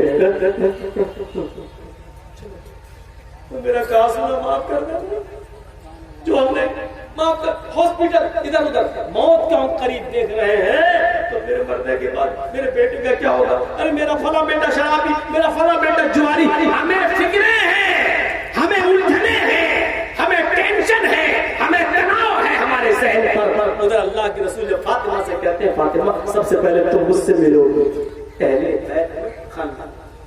हंस गए। अब सुनिए, एक वाक्य और सुनाऊंगा, उसके बाद आगे बढ़ूंगा। अल्लाह के रसूल की सारी बीवियां बैठी हुई हैं। अभी बीवियों को नहीं मालूम क्या फातिमा से कह चुके हैं, क्योंकि ये तो फातिमा ने अल्लाह के रसूल के इंतकाल के बाद बताया था कि क्या कहा था मेरे कान में। लेकिन अभी अल्लाह के रसूल की सारी बीवियां नबी के पास बैठी हुई हैं। आपस में सब बीवियां कहती हैं, अल्लाह के रसूल आज एक बात क्लियर कर दिया। क्या? हम सारी बीवियां आपके पास बैठी हुई हैं, हम ही सारी बीवियां हैं आपकी, और तो जो जा चुकी, जिंदगी में तो हम ही आपकी बीवियां हैं। कहां आप इस बीमारी में मुब्तला हैं, अगर आप अल्लाह को प्यारे हो गए, आप अल्लाह के पास चले गए, आपका इंतकाल हो गया, तो आज इतनी सारी बीवियों के सामने आप ये बताइए कि आपके इंतकाल के बाद आपसे सबसे पहले कौन सी बीवी मिलेगी? बुखारी पढ़िए, सारी बीवियों का की तरफ से सवाल हजरत आयशा कर रही है। हम सब औरतों का एक ही सवाल है कि आपकी बीवियों में से कौन सबसे पहले आपसे मिलेगी? यानी हर बीवी ये चाह रही है कि अल्लाह के रसूल के इंतकाल के बाद सबसे पहले मैं नबी के पास जाऊं, मेरी मुलाकात नबी से हो। क्या कह रहे हैं आप? बताइए कि कौन सी बीवी आपसे सबसे पहले मिलेगी? अल्लाह के रसूल किसी एक का नाम नहीं ले सकते, एक का नाम ले देंगे और दूसरी को तकलीफ होगी। आपने जो जुमला कहा उस पर गौर कीजिए। बुखारी शरीफ की रिवायत है, अल्लाह के नबी मुस्कुराए और फरमाए, आयशा मेरे इंतकाल के बाद सबसे पहले मुझसे मेरी वो बीवी मिलेगी जिसके हाथ सबसे ज्यादा लंबे होंगे। क्या कहा? मेरे इंतकाल के बाद जिस बीवी के हाथ सबसे ज्यादा लंबे होंगे वो मुझसे सबसे पहले मिलेगी। थोड़ी देर के बाद आयशा किसी बहाने से बाहर निकली और सारी बीवियों से कहती हूँ दूसरे कमरे में आओ। अल्लाह के नबी समझ गए अब ये हाथ नापेंगी किसके हाथ लंबे हैं। दूसरे कमरे में गई सारी बीवियां। हजरत आयशा एक छड़ी ले आई लकड़ी और कहने लगी चलो हाथ नाप के देखें कि किसका हाथ लंबा है। वही हुआ, सबके हाथ देखने लगी किसका हाथ लंबा किसका हाथ लंबा। तो सबसे ज्यादा लंबा हाथ निकला हजरत सौदा का। आपकी बीवियों में सबसे लंबा हाथ किसका निकला? हजरत सौदा का। अब सारी औरतें उनको बधाई देने लगी, तेरे लिए मुबारकबाद। अल्लाह के नबी ने कहा जिसका हाथ लंबा होगा वो सबसे पहले मिलेगी। तेरा हाथ है, तुम भी खुश नसीब हो, तुम भी सबसे पहले मिलो। काश तेरा हाथ लंबा होगा। और सौदा भी समझने लगी, खुश हो गई, चलो मेरा हाथ लंबा, मैं सबसे पहले मिलूंगी अल्लाह के रसूल से। पूरी जिंदगी इंतजार करती रही, बीवियों अल्लाह के रसूल इस दुनिया से चले गए, बीवियों में सौदा खुश, मैं सबसे पहले मिलूंगी, मेरे हाथ सबसे लंबे। लेकिन जब नबी की बीवियों में इंतकाल का वक्त की बारी आई तो जानते हो सबसे पहले बीवियों में इंतकाल किसका हुआ? हजरत ज़ैनब का। नबी की बीवियों में एक बीवी का नाम ज़ैनब बिन्त जहश था। सौदा का इंतकाल नहीं हुआ सबसे पहले, ज़ैनब बिन्त जहश का इंतकाल हुआ। सारी औरतें, अल्लाह के नबी ने तो कहा था कि जिसके हाथ सबसे ज्यादा लंबे होंगे, लंबे तो सौदा के थे, ज़ैनब कैसे चली गई? गौर करने लगी, सारी दुनिया झूठी हो सकती लेकिन मोहम्मद रसूलुल्लाह का फरमान झूठा नहीं हो सकता। हज़रत आयशा कहने लगी, आए मेरी सहेलियों, लंबे हाथ का मतलब लंबाई चौड़ाई का हाथ नहीं, सबसे पहले मेरी वो बीवी मुझसे मिलेगी जिसके हाथ लंबे होंगे। इसका मतलब ये था कि जो सदका करने में, खैरात करने में, दान देने में, गरीब और मिस्कीनों की मदद करने में जिसके हाथ लंबे होंगे, जो सबसे ज्यादा ज़कात और सदका और खैरात की हामिल होगी, वो औरत मिलेगी। और हम सब जानते हैं कि ज़ैनब सबसे ज्यादा सदका और खैरात करने वाली थी। शाम का खाना आया, सुबह तक इंतजार नहीं करती थी, 2 लुक़मा खाया, बचा, गरीबों में दे दिया। सुबह आया, शाम का इंतजार नहीं करती थी, 2 लुक़मा खाया, बचा, गरीबों को दे दिया। हम में सबसे ज्यादा सदका और खैरात करने वाली ज़ैनब थी। अल्लाह के नबी का फरमान कि मुझसे मेरी वो बीवी सबसे पहले मिलेगी जिसके हाथ लंबे होंगे, वो ये मतलब देख रहे हैं आप। पूरा वाकया बताने का सिर्फ मकसद मेरा क्या है कि ये बताया जाए कि पूछते थे कि कौन मिलेगा, यानी अगर मुझे कह दे आप तो उसको खुशी होती थी, मौत को जो करीब देखता था आपने उसको खुशी होती थी। आज हम मौत से दूर भागते हैं, क्यों? क्योंकि हमारे अंदर ईमान की कमी है। आप ही नहीं, मौलवी जर्जीस भी नहीं मरना चाहेगा जी। और मैं अपना नाम लेकर सारे मौलवियों की बात बता रहा हूं, कोई मौलवी जल्दी नहीं मरना चाहता। ईमान को परखने के लिए ईमान का जायजा हम कैसे मोमिन हैं। वो खंसा जो अरब की सबसे बड़ी शायरा थी, मक्के में मेला लगता था, सूखे उकास के नाम से बाजार लगता था उकास, उसमें पूरे अरब के लोग सामान लेकर बेचने आया करते थे। खंसा भी आते थे। खंसा की शायरी को देखकर अरब ने लक़ब दिया था अरब की सबसे बड़ी शायरा। इसका एक भाई था माविया, दुश्मनों ने उसको कत्ल कर दिया, माविया मारा गया। जब ये काफिर इस्लाम नहीं लाई थी खंसा, माविया का गम भूल नहीं पाई कि उसके दूसरे भाई सखर ने अपने भाई माविया का बदला लेने का ठान लिया, लेकिन दुश्मन चौकन्ना थे, उसने सखर को भी कत्ल कर दिया। सखर जब कत्ल हो गया तो खंसा के दोनों भाई जब मारे गए तो खंसा पागल सी हो गई, मजनू सी हो गई, दीवानी सी हो गई। को याद करती थी, शाम को सोती थी बिस्तर पर तो अपने भाई को याद करती थी। उसका सबसे बड़ा दर्द भरा शेर, मेरे भाइयों, जो उसने अपनी जबान से बोला था और जो खुद उसने बनाया था, जानते हो उसने क्या कहा था? खंसा ने अपने भाई के मौत पर, उनके कत्ल पर जो शेर पड़ा था, उसने पूरे अरब को झंझोड़ दिया था, पूरे अरब को हिला दिया था। इससे उसके दिल के दर्द को समझा जा सकता है। वो ये शेर पढ़ा करती थी, युज़क्किरुनी तुलू शम्सी सखरा, युज़क्किरुनी तुलू शम्सी सखरा, अज़कुरुहु लिकुल्लि गुरूब शम्सिन। ऐ सूरज तू क्यों चमकता है, ऐ सूरज तू क्यों निकलता है, ऐ सूरज तू न निकला कर, ऐ सूरज जब भी तू निकलता है तो मुझे सखर की याद दिला देता है, मुझे सखर की याद आ जाती है। ऐ सूरज जब भी तू चमकता है तो मुझे मेरे भाई सखर की याद आ जाती है। अज़कुरुहु लिकुल्लि गुरूब शम्सिन, ऐ रात तू क्यों आती है, ऐ रात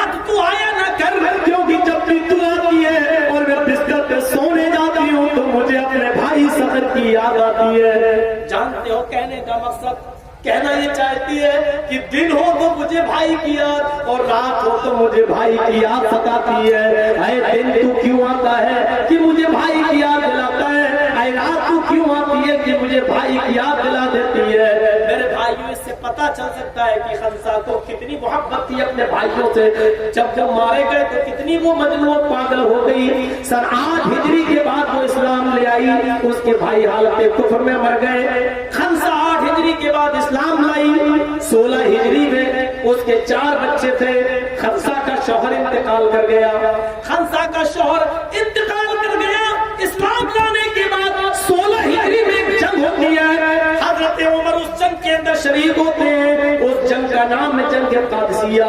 जानते हो इस औरत ने जो अपने भाई की याद में रोती थी, आज अपने बेटों से क्या कहती है। कल तक जब काफिर थी तो अपने भाई की मौत पर मातम करती थी, लेकिन इस्लाम लाने के बाद, ईमान लाने के बाद अपने बेटों से क्या कहती है। आए मेरे बेटों, कल जंग हो रही है, उमर फारूक उस जंग में जा रहे हैं। आए मेरे बेटों, तुम्हें उस जंग में जाना है, उस जंग में तुम्हें जाना है। आए मेरे बेटों, तुम्हारा बाप इस दुनिया में मौजूद नहीं है, लेकिन मैं तुम्हें यकीन दिलाती हूँ तुम्हारी रगों में एक ही बाप का खून दौड़ रहा है। आए मेरे बेटों, तुम्हारी माँ ने तुम्हारे बाप की अमानत में खयानत नहीं की है। मैंने कभी किसी के साथ मुंह काला नहीं किया है। आए मेरे बेटों, जिस तरह तुम्हारी चारों की माँ मैं हूँ, उसी तरीके से तुम चारों का बाप भी एक है। तुम सब एक ही बाप के बेटे हो, एक ही माँ की औलाद हो। लेकिन आए मेरे बेटों, अगर अपनी माँ के कलेजे को सुकून पहुंचाना चाहते हो तो कल जंग में इतना लड़ना कि दुश्मनों के दांत खट्टे कर देना, गर्दन कटा देना, लेकिन पीठ फेर कर मत भागना। मेरे भाइयों, उस खंसा ने अपने बेटों को उजागर किया, अपने बेटों को ललचा दिया, अपने बेटों के अंदर रूह फूंक दी। पहला बेटा मैदान जंग में जाता है, अपने माँ की नसीहत को याद करता है, लड़ता है और उसकी गर्दन काट दी जाती है। दूसरा भाई मैदान जंग में जाता है, अपने माँ की वसीयत को याद करता है, वो भी शहीद हो जाता है। तीसरा बेटा मैदान जंग में जाता है, बिलाखिर वो भी कत्ल कर दिया जाता है। और चौथा बेटा मैदान जंग में जाता है, और चौथा बेटा भी कादसिया की उसी जंग के अंदर कत्ल कर दिया जाता है। इस खंसा को जब पता चला कि मेरे 4 बेटे थे और चारों बेटे मैदान जंग में कत्ल कर दिए गए, ये खंसा जो कल अपने भाई के घर में रोती थी और शेर करती थी, युज़क्किरुनी तुलू शम्स सखरा वअज़कुरुहु लिकुल्लि गुरूब शम्सिन। कल तक वो कहती थी, आए सूरज तू क्यों निकलता है और आए रात तू क्यों आती है, मुझे अपने भाई की याद दिला देती है। लेकिन आज खंसा अपने चारों बेटों पर रोती नहीं है, आंसू नहीं बहाती है, बल्कि जब सुनती है कि मेरे चारों बेटे कत्ल हो गए और शहीद कर दिए गए तो मुस्कुराती है और आसमान की तरफ देख कर कहती है, आसमान की तरफ, अल्हम्दुलिल्लाहिल्लज़ी शर्रफ़नी बिक़त्लिहिम। ऐ अल्लाह, सारी तारीफें तेरे लिए जिसने मेरे बेटों को शर्फ शहादत से नवाजा है, मेरे बेटों को शहादत बख्शी है। मेरे भाइयों, मोमिन वो होता है जो मौत को गले लगाते हुए उसके चेहरे पर खुशी होती है। खंसा ने जब सुना मेरे चारों बेटे कत्ल हो गए तो वो खुश हुई है, आंसू नहीं बहाए बल्कि खुश हो गई और क्या कहती है, तेरी सारी तारीफ तेरे लिए है कि तूने मेरे बेटों को शहादत नसीब फरमाई। ये है मोमिन की निशानी। हम मोमिन हैं।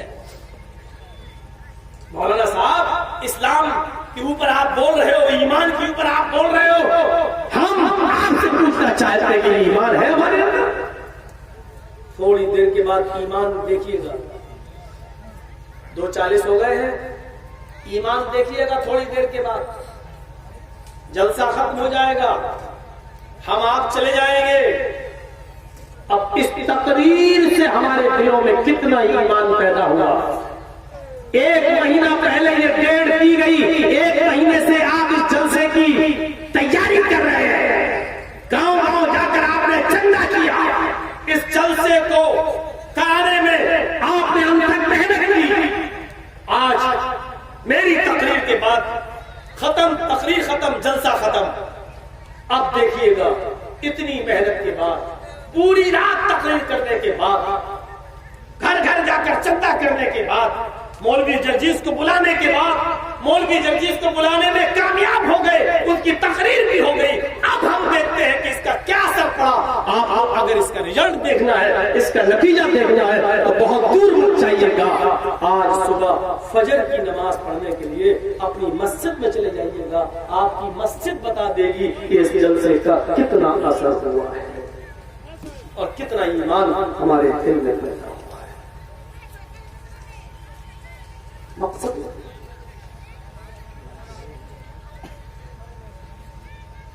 एक मिसाल दी है बस मैंने। सुबह फजर की नमाज में आप अपने मोहल्ले की मस्जिद देख लें, आपके मोहल्ले की मस्जिद बता देगी मस्जिद मरसिया वहां है कि नमाजी रो रो। हमें खाने के लिए ग़िज़ा चाहिए, तब हमें जिंदगी मिलती है। पीने के लिए पानी चाहिए, बगैर पानी के हम ज्यादा दिन जिंदा नहीं रह सकते हैं। मेरे भाइयों, इन मस्जिदों को मत मानो, इन मस्जिदों को भी ग़िज़ा चाहिए। और इनकी ग़िज़ा यह है कि इनके अंदर जाकर नमाज़ें पढ़ो। आप मोटरसाइकिल को उसकी ग़िज़ा देते हो, पेट्रोल डालते हो। आप 4 व्हीलर को उसकी ग़िज़ा देते हो, उसमें डीजल डालते हो। आप अगर गाड़ी में डीजल न डालो तो आपकी गाड़ी नहीं चलेगी।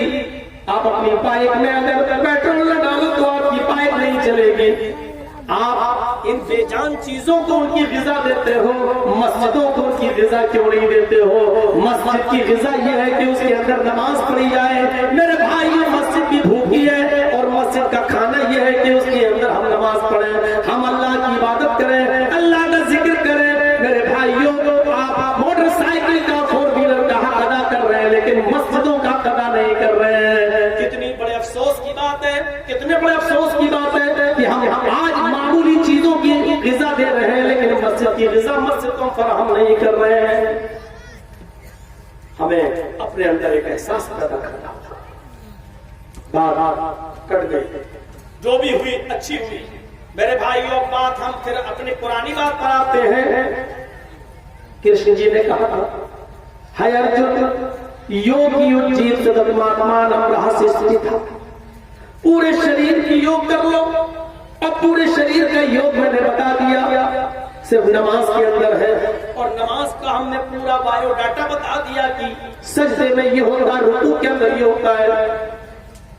अब सुनिए कृष्ण जी क्या कहते हैं अर्जुन, योगी पूरे शरीर का योग कर लो, युजीत पाबंदी के साथ पढ़ो करो। ये योग युजीत पाबंदी के साथ करो, मुसलसल करो। सतत मानम,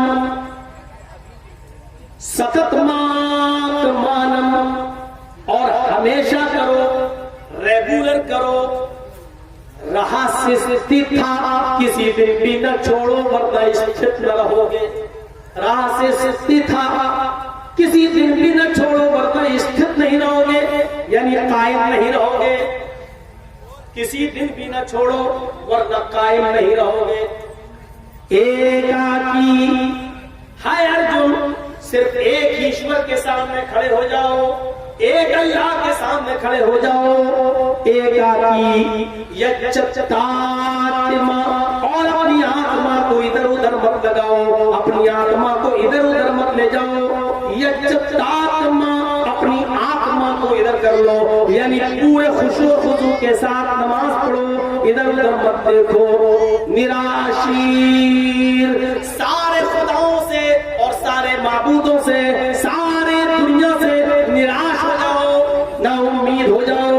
ऊपर वाले से निराश मत होना, ईश्वर से अल्लाह से निराश मत होना। निराशीर, वही सब कुछ झोली भरता है, वही सब कुछ देता है, वही सब कुछ खिलाता पिलाता है।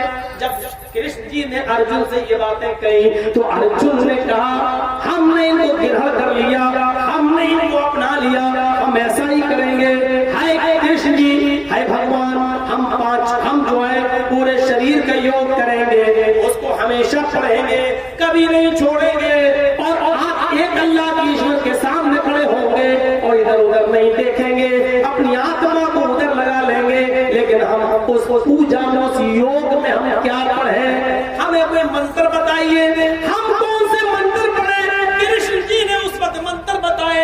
हाय अर्जुन, जब तुम ईश्वर के सामने योग करने खड़े हो जाओ तो तुम ये मंत्र पढ़ो, ये मंत्र पढ़ो, अग्निमीले महिदेवस्य सवितु परिष्टुति वसुरुदयमाना नैसुपथरायस्मान, वसुरुदयमाना नैसुपथरायस्मान। ये मंत्र पढ़ो। अब जानते हो ये मंत्र क्या है? अग्नि अल्लाह का नाम, हाय अग्नि हमको सत्य मार्ग पे चला। अग्नि अल्लाह का नाम। मील शुरू करो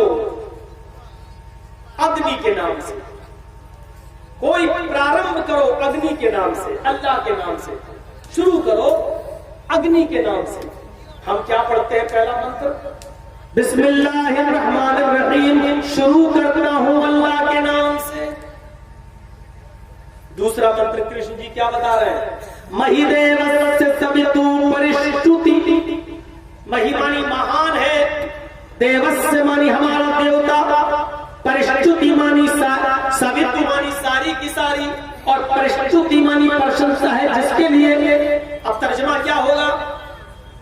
महिदेवस्य सवितु परिष्टुति, महान है हमारा वो देवता जिसके लिए सारी की सारी प्रशंसा है, महान है हमारा वो देवता जिसके लिए सारी की सारी तारीफ है। कितना अच्छा मंत्र, महिदेवस्य सवितु परिष्टुति। हम क्या पढ़ते हैं? अल्हम्दुलिल्लाहि रब्बिल आलमीन, तमाम तारीफें उस अल्लाह के लिए जो दोनों जहान का पालन पोषण करने वाला, दोनों जहान का रब है।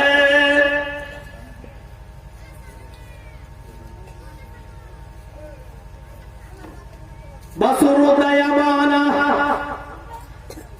हाय अर्जुन, फिर उसके बाद ये पढ़ो वसुरुदयमाना, वसुर जिसकी इंतहा न हो, दयामाना दया की, वसुरुदयमाना जिसकी दया की, जिसके रहम की कोई इंतहा नहीं हो, जो बड़ा दयालु हो, जिसकी दया की कोई इंतहा न हो।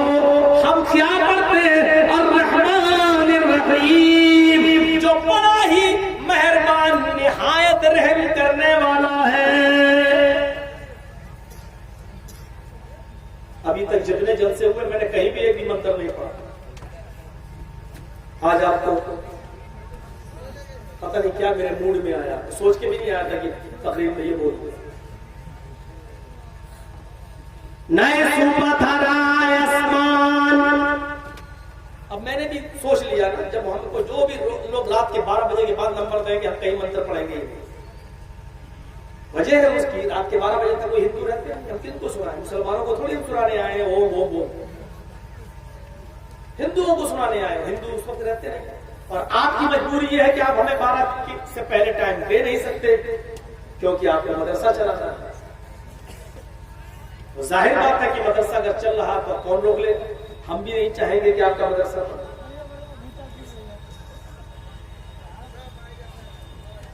नए सुपथराय आसमान, चौथे मंत्र पर गौर करो। नए,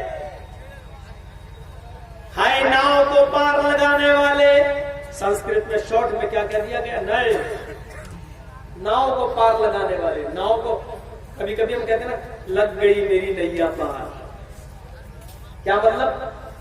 निकल गया, कामयाब हो गया।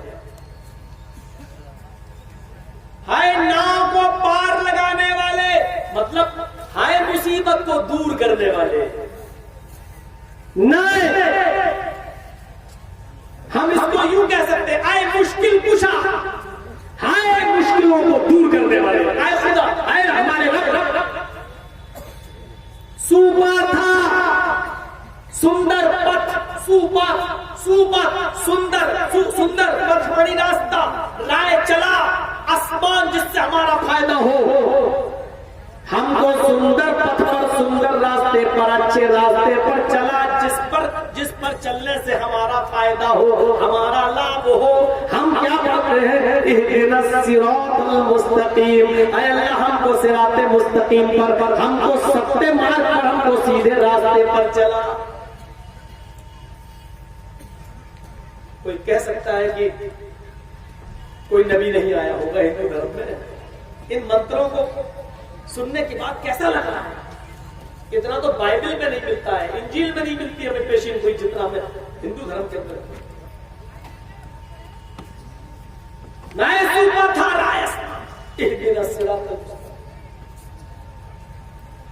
इसके बाद जो बातें कही गई, पंचम समया कर्तव्य, हाय अर्जुन ये योग ये पूजा 5 वक्त किया करो। हिंदू भाई 2 ही टाइम करते हैं, सुबह कर ली शाम को कर ली, और मौका मिला तो वो भी नहीं करेंगे। मुसलमानों की तरह आप देख रहे हैं, मुसलमान 5 वक्त की नमाज नहीं, हिंदू सिर्फ 2 टाइम की पूजा नहीं कर पा रहा, और उसको पूजा में करना भी क्या है, बस इतना भी नहीं कर पा रहा, इतना भी। हाँ, लेकिन नाराजगी नहीं ले सकता किसी भगवान की। सामने हनुमान जी की मूर्ति है और ये बाइक पर चल रहा है तो नाराज नहीं करेगा, उतरेगा भी नहीं, इतना टाइम नहीं है भगवान जी मेरे पास, उतरेगा नहीं बाइक से खड़ी करके थोड़ा सा आंख बंद करके थोड़ा पूजा कर ले, नहीं, लेकिन नाराज भी नहीं करेगा। इनको नाराज करने का आगे एक्सीडेंट हो जाएगा, नाराज भी नहीं करेगा। क्या करेगा, बाइक 10 किलो की खोपड़ी हिलाई भाई, ये आशीर्वाद हो गया, आशीर्वाद। पत्थर की पूजा, कबीर दास जी ने कितनी अच्छी बात कही। मूर्ति क्या है ये? मूर्ति हमारे जैसा एक इंसान मिट्टी लाता है, हमारे जैसा एक इंसान उस मिट्टी से मूर्ति बनाता है, हम ही जैसा एक इंसान उसको कलर करता है, और हम चाहे तो उसको लंगड़ा भी बना सकते हैं, लूला भी बना सकते हैं, हाथ पैर तोड़ भी सकते हैं। लेकिन अब ये बताइए कि मूर्ति अच्छी है मूर्ति बनाने वाला?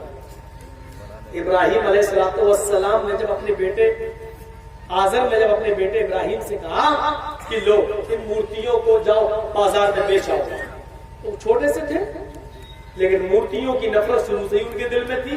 एक रस्सी से बांधा, सर पर लादा, और जब देखा घर से हम थोड़ा दूर आ गए तो उसको उठा के जमीन पर रख दिया, रस्सी से बांधा और घसीटने लगे बुतों को, और कहते हैं कौन खरीदेगा इन्हें?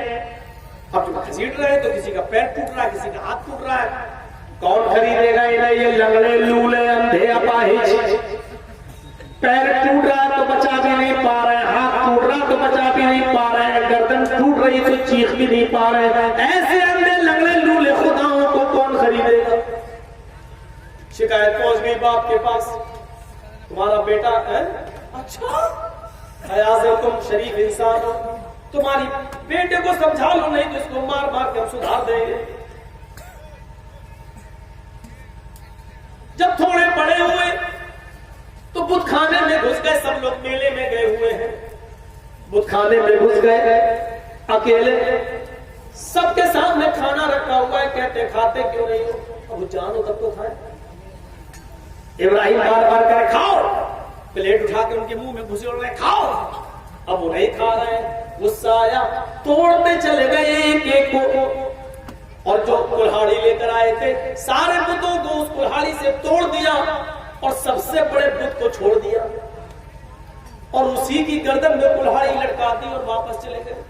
जब मेले से लोग वापस आए हैं, ये क्या किया?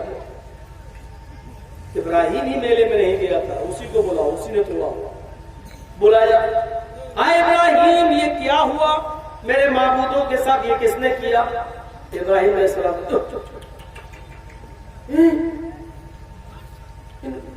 इतने बड़े बड़े खुदाओं को तोड़ दिया। इब्राहिम अलैहिस्सलाम ने देखा, कहने लगे तो बहुत बुरा हुआ। इब्राहिम ये बताओ कि ये किसने तोड़ा? मैं क्या मालूम किसने तोड़ा, मैं क्या जानूं? तुम्हारे खुदा है, तुम ताला लगा के गए होगे। ताला कहां लगाया था? ओ जानते तो थे ही। अब बताने का तरीका है, झूठ भी नहीं बोलेंगे, एकदम उनकी नजर बड़े वाले ऐसे देख, अरे हमसे पूछ रहे हो किसने तोड़ा? कुल्हाड़ी तो उसके गले में लटकी हुई, पूछो। गुस्से में दिख रहे हैं हजरत। इब्राहिम तुम जानते हो ये नहीं तोड़ सकता, वो उतर भी नहीं सकता, चल भी नहीं सकता, कुल्हाड़ी उठा भी नहीं सकता, फिर तोड़ेगा कैसे? यही तो कहलवाना था इब्राहिम अलैहिस्सलाम। जैसे उसने ये कहा, इब्राहिम अलैहिस्सलाम ने कहा जो चल नहीं सकता, उतर नहीं सकता, कुल्हाड़ी उठा नहीं सकता और ये अपने आप को बचा नहीं सकते, तो ऐसे बुतों की, ऐसे खुदाओं की, ऐसे माबूदों की इबादत तुम क्यों करते हो? लिमा ताबुदून, क्यों पूछते हो इनको? अच्छा तो मुजरिम तुम ही हो, फिर उनको सजा। ऐसी बात नहीं कि सारे हिंदू भाई मूर्ति की पूजा करते हो। कबीर दास जी ने गंगा की सीढ़ियों पर बैठकर एक शेर पढ़ा था, वो शेर मुझे बहुत पसंद आता है। शंकर जी कहते, वो कबीर दास जी ने जो शेर पढ़ा वो शेर ये है, दुनिया ऐसी बाउली के पत्थर पूजन जाए, पत्थर पूजन जाए, घर की चकिया कोई न पूजे जिसका पीसा खाए। लोगों पूजना ही है तो फायदा देने वाली चीज को पूजो। ये गणेश और शंकर जी की मूर्ति बनाकर इनको क्यों पूजते हो? इनसे क्या फायदा है? यकीन मानो, अगर कोई कुत्ता टांग उठाकर पेशाब भी करने लगे तो ये दूर दूर न कह पाए, ये भी न कह पाए। कबीर दास जी यही कहते हैं कि दुनिया ऐसी बाउली के पत्थर पूजन जाए, इस पत्थर की मूर्ति की पूजा कर रहे हैं। मैं ये नहीं कह रहा हूं कि तुम पत्थर की पूजा मत करो, अगर करना ही है तो घर की उस चक्की की जो पत्थर से बनी हुई होती है उसको पूजो, अगर पूजना ही है। क्योंकि कम से कम गेहूं उसके अंदर या चावल उसके अंदर डालो तो वो उसको आटा तो बना देती है। कम से कम गेहूं को पीस कर उसका आटा और चावल को पीस कर उसका पिसान तो बाहर निकालती है, उससे ये फायदा तो होता है। जो पत्थर फायदा दे रहा है उसको कोई नहीं पूछता, और जिस पत्थर से कोई फायदा ही नहीं है, दुनिया ऐसी बाउली के पत्थर पूजन जाए, घर की चकिया कोई न पूजे जिसका पीसा खाए। मुसलमान भाई कितने खुश हो रहे हैं।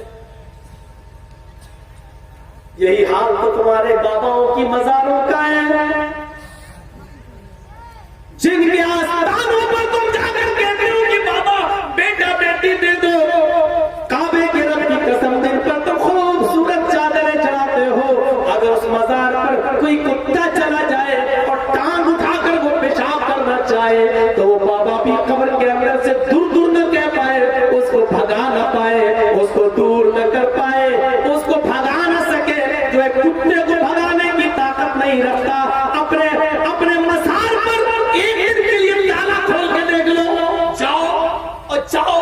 पूरे भारत के बरेलवी भाइयों को चैलेंज देता हूं, पूरे हिंदुस्तान के एक रात के लिए ख्वाजा मोइनुद्दीन चिश्ती अजमेरी जो अजमेर के अंदर है, या हाजी अली की दरगाह जो बम्बई में, एक दिन के लिए सोना चांदी जितना भी आता है उनके पास उनके मजार पर खुला छोड़ दो और ताले खुले छोड़ दो और कोई ना दरवाजे खुले छोड़ दो, और सुबह होकर देखते हैं कि कितना सोना चांदी बचता है, कितनी चादरें बचती है, कितना पैसा बचता है।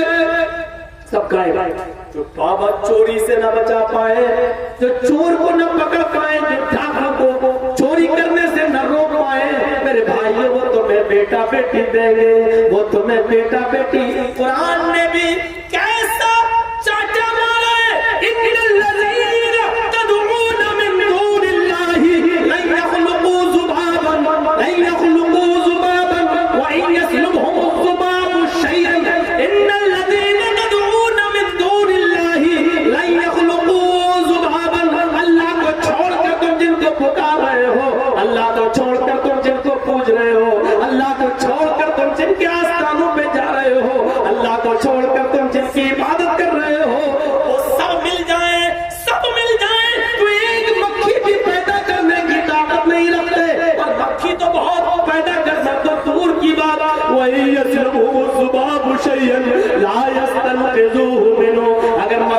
इनकी मिठाई से, इनके किसी खाने की चीज से कोई चीज लेकर उड़ जाए तो मक्खी पैदा करना तो बहुत दूर की बात है। मक्खी को पकड़ने की भी ताकत नहीं रखते। मक्खी जो छीन के ले गई, जो थोड़े से जो खाने की चीज ले गई, ये मक्खी से वो वापस भी नहीं ले सकते।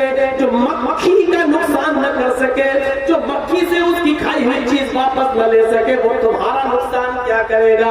फरमाया मांगने वाला भी कमजोर, जिससे मांग रहा है वो भी कमजोर से मांग रहा है, बेबस के पास जा रहा है, लाचार के पास जा रहा है, कमजोर के पास जा रहा है। मांगने वाला भी कमजोर, जिससे मांग रहा है वो भी कमजोर। कुरान में बोल मेरे भाइयों, इन चीजों को समझना चाहिए, अकबर के नाखून लेना चाहिए। इस्लाम सबसे अच्छा मजहब है, इसलिए कि आदम से लेकर मोहम्मद सल्लल्लाहु अलैहि वसल्लम तक सारे नबियों का यही, सारे पैगंबरों का। और आपको एक बात बता दूं, और सुनिएगा गौर से, ये पर्दा जो आज हमारे मजहब के अंदर जो चारों तरफ से कीचड़ उछाला जाता है, आज 21वीं सदी में हम जी रहे हैं। तुम लड़कियों के, औरतों के पहनावे पर रोक लगाते। ये पर्दा सिर्फ इस्लाम के अंदर ही नहीं है, आदम से लेकर मोहम्मद तक सल्लल्लाहु अलैहि वसल्लम तक जितने भी नबी आए, हर धर्म के अंदर पर्दा था। और मैं समझता हूं कि हिंदू धर्म के अंदर तो इतना पर्दा है कि कोई हिंदू पंडित हमसे बहस कर सकता है, करे। मनुस्मृति में यहां तक लिखा हुआ है कि कोई सगा भाई अपनी सगी बहन के साथ भी अकेले में न मिले। सगा भाई सगी बहन के साथ अकेले में न रहे। घर में मां हो या 2-3 बहनें हो या बाप हो, एक घर के अंदर सगा भाई अकेले अपनी सगी बहन के साथ न रहे, अकेले में न रहे। ये मनु जी कह रहे, मनुस्मृति के अंदर लिखा। इस्लाम के अंदर पर्दा है, लेकिन भाई और बहन के रिश्ते को इतना मुकद्दस बना दिया गया, इतना मुकद्दस बना दिया गया कि भाई अपनी बहन के साथ अकेले में रह सकता है। बहन हज करना चाहती है, शौहर नहीं जा रहा है या उसकी शादी नहीं हुई है, तो वो अपने भाई के साथ उस मुकद्दस मकाम पर सफर कर सकती है। बहन अपने भाई के साथ डॉक्टर के पास जा सकती है, बहन अपने भाई के साथ बाजार कपड़ा खरीदने जा सकती है। मेरे प्यारे साथियों, इस्लाम ने बहन और भाई के रिश्ते को बड़ा मुकद्दस माना, लेकिन हिंदू धर्म के अंदर तो बहन और भाई के रिश्ते को भी शक की नजर से देखा गया और कहा गया कि शैतान भाई को या बहन को, इन दोनों को कभी भी बहला सकता है, इसलिए सगा भाई सगी बहन के साथ अकेले में बात न करें। फिर ये मीडिया वाले बेचारे हथौड़ा हम पे मारते हैं, इस्लाम ने मुसलमानों ने बुर्का। अपने मनु जी को बोलो। और कितने अफसोस की बात है कि जिस मजहब के अंदर भाई बहन के रिश्ते को मुकद्दस बताया, लेकिन दूसरों से पर्दा। आज वो मुसलमान लड़कियां, हमारी बहनें, हमारी बेटियां आज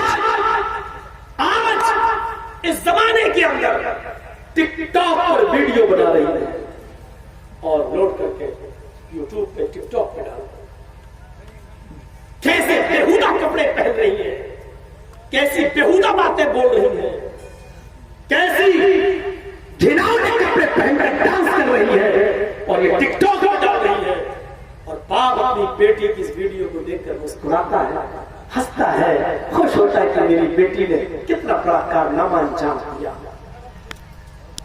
जब बाप अपनी बेटी की इस किस्म की बेशर्मी पर खुश होने लगे और भाई अपनी बहनों के इस कारनामे पर उनको शाबाशी देने लगे, भाई अपनी बहनों के ऊपर से नजरें उठा ले और बाप का शफकत का साया अपनी बेटी के ऊपर से, तरबियत का साया अपनी बेटी के ऊपर से हट जाए, तो मेरे भाई उस बाप को और उस भाई को दयूस बनने में देर नहीं लगती।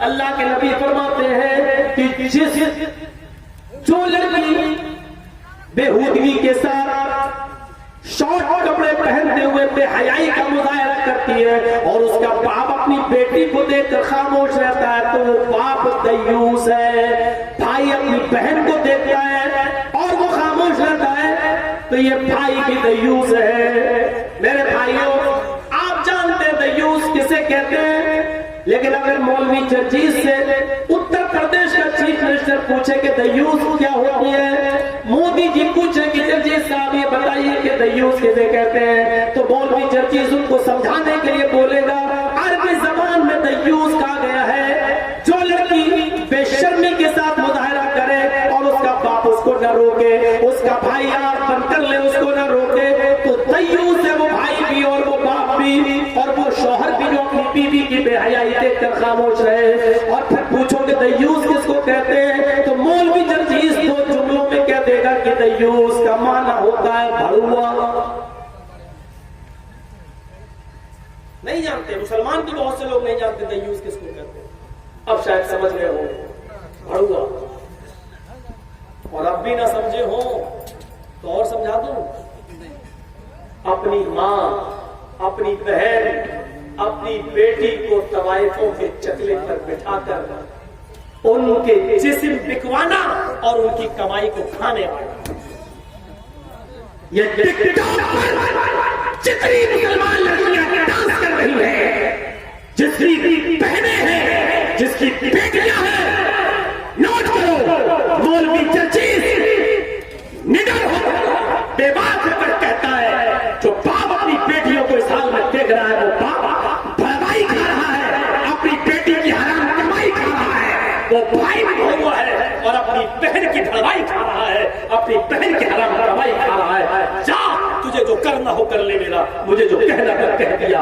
अगर इतनी शर्म आया है तो अपनी बहन को इस्लामी पर्दा करा, अपनी बेटी को इस्लामी पर्दा करा, अपनी बीवी को लिपस्टिक लगाकर पाउडर क्रीम से लीप और पोंछ कर अपनी बाइक पर घुमाकर मंजरे आम पर बाजारों में नुमाइश करता है और दिखाता है कि मेरी बेटी कितनी खूबसूरत है। तू अपनी बीवी का मुजाहरा करने वाला भड़ुआ है, अपनी बीवी की कमाई खाने वाला भड़ुआ है। ये लास्ट में मेरी तकरीर का ये मौजू है जो दिल को चुभ होता है, जो दिल में खूब पैदा करता है, एक ठेस और तकलीफ पहुंचाता है। और यही मैं चाह रहा था कि तकलीफ हो, मैं यही चाह रहा था। वह ऑपरेशन करने का आदी हूं होम्योपैथिक दवा से, अब इलाज नहीं हो रहा है और मैं वो डॉक्टर भी नहीं हूं कि ऑपरेशन करूं तो सुन कर दूं पहले हो, अब जो चाहो काट दो, सुन नहीं करूंगा। सुन करने के बाद तकलीफ का एहसास नहीं होता है। मैं वो डॉक्टर हूं कि मैं सुन भी नहीं करूंगा और छुरी भी चलाऊंगा ताकि तकलीफ हो, क्योंकि तकलीफ होगी तो एहसास होगा, तकलीफ होगी तो असर होगा। अपनी बीवियों को बेपर्दगी के साथ पाए पर इसलिए घुमाते हो कि दूसरों को दिखाऊं कि मेरी बीवी कितनी खूबसूरत है। देख, तू इससे बातें करता था ना पहले, तेरी गर्लफ्रेंड मेरे साथ शादी की, देख ये तू खुश होता है उसको दिखाकर, अरे तू भड़ुआ है, खुश हो रहा है, भड़वाई में खुश हो रहा है, अपनी बीवी को चकले में बिठा के उसकी कमाई खा रहा है, तू खुश हो रहा है। मौलवी जर्जीस की नजर में तू भड़ुआ है, शरीयत की नजर में तू भड़ुआ है। मेरे भाइयों, शरीयत ने पर्दा बताया है, हमें पर्दे का एहतराम करना चाहिए अपनी माँ बहन बेटियों से। वो पर्दा जो कभी हजरत फातिमा ने कहा था, ऐ अली मेरा इंतकाल का वक्त करीब है, कहा कि अगर मौत आती है तो कौन रोक लेगा मेरी बीवी। ऐ फातिमा, कहने लगी मौत से डर नहीं है, मेरे अब्बू ने कहा था कि तुम सबसे पहले मुझसे मिलोगी, इसलिए मुझे मालूम है कि मेरी मौत का वक्त है। मेरी ये वसीयत है, मेरा इंतकाल चाहे दिन में ही क्यों ना हो, लेकिन रात में दफन करना, इशा की नमाज के बाद कब्रिस्तान पर ले जाना और मुझे दफन करना। हजरत अली ने कहा, ऐ फातिमा ऐसा क्यों? तो हजरत फातिमा ने क्या जवाब दिया था, मुसलमानों सुनो, और हमारी माँ बहनें सुन रही है तो वो भी सुने। फरमाया था, ऐ अली मेरे इंतकाल के बाद मेरे जिस्म को जब गुस्ल दे दिया जाए, चंद औरतें मेरे जिस्म को गुस्ल दें या आप मेरे जिस्म को गुस्ल देना। हजरत फातिमा ने वसीयत की थी और हजरत अली ने हजरत फातिमा को गुस्ल दिया था। सुनो, यहाँ लोग कहते हैं कि बीवी शौहर को गुस्ल नहीं दे सकती, शौहर बीवी को गुस्ल नहीं दे सकता। निकाह के बाद, इंतकाल के बाद रिश्ता टूट जाता है। हजरत फातिमा को उनके शौहर हजरत अली ने गुस्ल दिया था, और गुस्ल देने के बाद, आए अली जब मुझे कफन पहना दो, जब सफेद रंग के कफन में मुझे ढांप दिया जाए और मेरा चेहरा छिपा दिया जाए, इसके बावजूद मुझे कब्रिस्तान में रात में ले जाना। मैं मोहम्मद की बेटी हूँ, मैं नहीं चाहती हूँ कि मेरे मुर्दा जिस्म पर पड़े हुए कफन पर भी किसी गैर मर्द की नजर पड़े। मुर्दा जिस्म पर पड़े हुए कफन पर भी किसी गैर मर्द की नजर पड़े। ये फातिमा का पर्दा था। इसी पर्दे की दावत देने मौलवी जर्जीस यहाँ आया है। मेरे भाइयों, बस इससे ज्यादा मैं आपका वक्त नहीं लूंगा। मैं बहुत टेंशन में हूँ, उलझन में हूँ। बकिया प्रोग्राम में छोड़ के जा रहा हूँ। मेरे वालिद साहब की तबीयत बहुत खराब हो गई, फोन आया, उनको लेके मुझे हॉस्पिटल जाना है। हार्ट प्रॉब्लम हो चुकी है उनको। उन्होंने कहा बेटे बस जल्दी आ जाओ। अब जल्दी आता यहाँ बताऊंगा, अब दिमाग काम नहीं कर रहा है कि यहाँ बताऊंगा, पूरी बात ना बताई जाए तो इंसान को फिक्र तो होती है। घर वाले तो बस ये कह रहे हैं कि जल्दी आ जाओ। है अब्बू से बात हुई थी, तसल्ली है कि चलो अब्बू से बात हुई, उनको लेकर मुझे हॉस्पिटल जाना है। इसलिए मैं ज्यादा वक्त अपना नहीं लूंगा। आपसे मैं दुआ की गुजारिश करता हूँ, दुआ की अपील भी है कि अल्लाह ताला से दुआ कीजिए कि वो मेरे वालिद मोहम्मद को शिफाए कामला और आजिला अता फरमाए, और जहाँ मैं उनका इलाज कराने ले जाऊँ उनकी दवाओं में से तंदुरुस्ती फूट फूट के भर दे, और उनका साया तादेर हमारे सर पर रहे। उनकी वजह से आज हम, उनकी मेहनत और मशक्कत की वजह से आज हमें देख रहे हैं। इसलिए उन्होंने जो करना था कर लिया मेरे लिए। अब मेरे लिए वक्त है कि मैं उनके लिए कुछ करूँ। यही वक्त होता है, हर बाप इसी वक्त का इंतजार करता है। इसलिए प्रोग्राम जिंदगी रहेगी तो बहुत होंगे, लेकिन बाप अगर चला गया फिर नहीं आता है। अल्लाह ताला से दुआ कीजिए, और जो बीमार हैं हम सब के लिए दुआ करें। अल्लाह ताला उन सबको शिफाए कामला और आजिला अता फरमाए, और हम सबको जब तक जिंदा रखे, इस्लाम में जिंदा रखे, और जब हमारा खात्मा हो तो ईमान पर हमारा खात्मा फरमाए। व मा अलैना इल्लल बलागुल मुबीन, व आखिरु दावाना अनिल हम्दुलिल्लाहि रब्बिल आलमीन। अस्सलामु अलैकुम व रहमतुल्लाहि व बरकातहू।